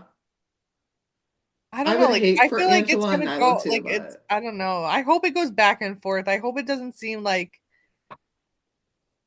I hope it's not just Miles. Like, I need Miles and Tim to like struggle together yeah. Yeah. the way that Lucy and Seth are struggling. Yeah. I hope that it's not officially cut off after next episode. Like, I hope that Gray knows, but like it keeps going because I think that is a good storyline for Lucy and Tim in lieu of them not being together. Like, it's a good thing to keep them kind of together and like get scenes with them together, but we're not. And we're kind of getting the flirty banter, but we're not like, okay, pushing them together, like in a romantic sense. Yeah. But yeah, like I hope that Gray, like, he's aware of it and he says something, but I hope he's like, just tread lightly with it or something like that. Like, I don't know. Just because I think, one, it would be fun to see the rest of the station kind of, go back and forth. Like, Nyla's like, oh, I've got $20 on Lucy or, whatever it is. But yet, I don't want them to just kind of end it. And then it's just like back to business or regular scheduled, like, programming with just the rookies. Like, I feel like the bet's making it a little bit more fun. So I kind of want to keep it going, I know. I hope he doesn't shut it down. Yeah. Or if he does try to shut it down, I hope Tim and Lucy just ignore him and Keep it going, just like in secret. keep it Yeah. going, even though they shouldn't. Yeah. Yeah. Blessed Turtle also said we got a bit of a throwback seeing Harper and Lopez in uniform again. It's good to see the show isn't shying away from the obvious elephant in the room when it comes to Nyla and James. There's a certain incompatibility with their respective careers, but the fact that their relationship can withstand it is what makes them one of the best ships of the show. Not gonna lie, I was a little nervous watching their final scene in the episode. Luckily, it didn't go where it looked like it would. And finally, Lopez, I'll repeat my point from last week. Wesley has absolutely nothing to worry about. That woman is locked in and is not going anywhere. Yeah, I don't Facts. know. Yeah. Yeah, I mean that's true. That's true. But I just can't wait to see Wesley grovel more with it. Like he's gonna be so like torn up and bent out of shape over this. I know, and it's gonna be so delicious to watch. Yeah, it is. And like Sean's eyes, oh my God, give me all of the Wesley Evers like moments with his blue eyes, please. So yeah. I think that's it though for this episode. It's been a long one. I know. I feel like every time I come on, it's super long. No, but that's what makes it great. I mean, literally, we got through like one news point and we're like tangent, like going on tangent for like 20 minutes. It felt like About Seth being Tim's long lost brother. and whether he's got cancer or not, and like just all this other theory fun stuff. Like, oh my gosh. That's what just makes it fun though. Like, I truly could not be a casual watcher. I don't know what that's I like. can't either. So, yeah. You can find us on Twitter at the Shop Talk Pod _ or email us at shoptalktherookiepodcast@gmail.com with all of your thoughts. You can find us individually on Twitter as well. I'm at jstark804 and Carrie is at Carrie Hyman. And we're on TikTok too, I guess until it gets shut down. I don't really know, but we're there. Oh, At the it's gonna be so depressing. I'm not really on TikTok that much, so like it's not gonna affect me that much, but I feel like I am. once it's gone, I'll be like, damn, I wish I was on it more. Like on my personal one. It's where I Um, find like all my recipes, like all my like go-tos of like how to do stuff or yeah, I have found some good like food prep recipes, I so know, now I gotta revert back to YouTube I where did nobody find probably a has good content creator that I've started like following and loving like, for a year or something on TikTok, so or hoping I excited can about find them that. on Instagram. Yeah. Yeah. But yeah, we're on TikTok too at the Shop Talk Podcast _. We're also on Blue Sky, but don't really use it yet. The Shop Talk Pod .bsky, their thing. So make sure you follow us there too. Nikki, where can we find you? You can find me on Twitter at Halstead Sass with 3 S's at the end of Sass. And then you could also find me with the same username except Sass is spelled like normally on Tumblr. Oh yeah, I forget And I you're on think I have the Tumblr. same username on B Sky too, but I don't also use that very often. Yeah. I kind of just created it like on a whim. Well, I think that's because when people were like, Twitter is going down, Twitter is going down. And I'm like, okay, well, I'm Yeah, that's when I securing made the it too. And then handle. I was like trying to tweet on both and I just couldn't do it. Yeah. Yeah. But yeah, that's about it for us this week. We'll be back next week covering 703 with more tangents. But yeah, until then, bye everyone. Bye. Go get him, boo.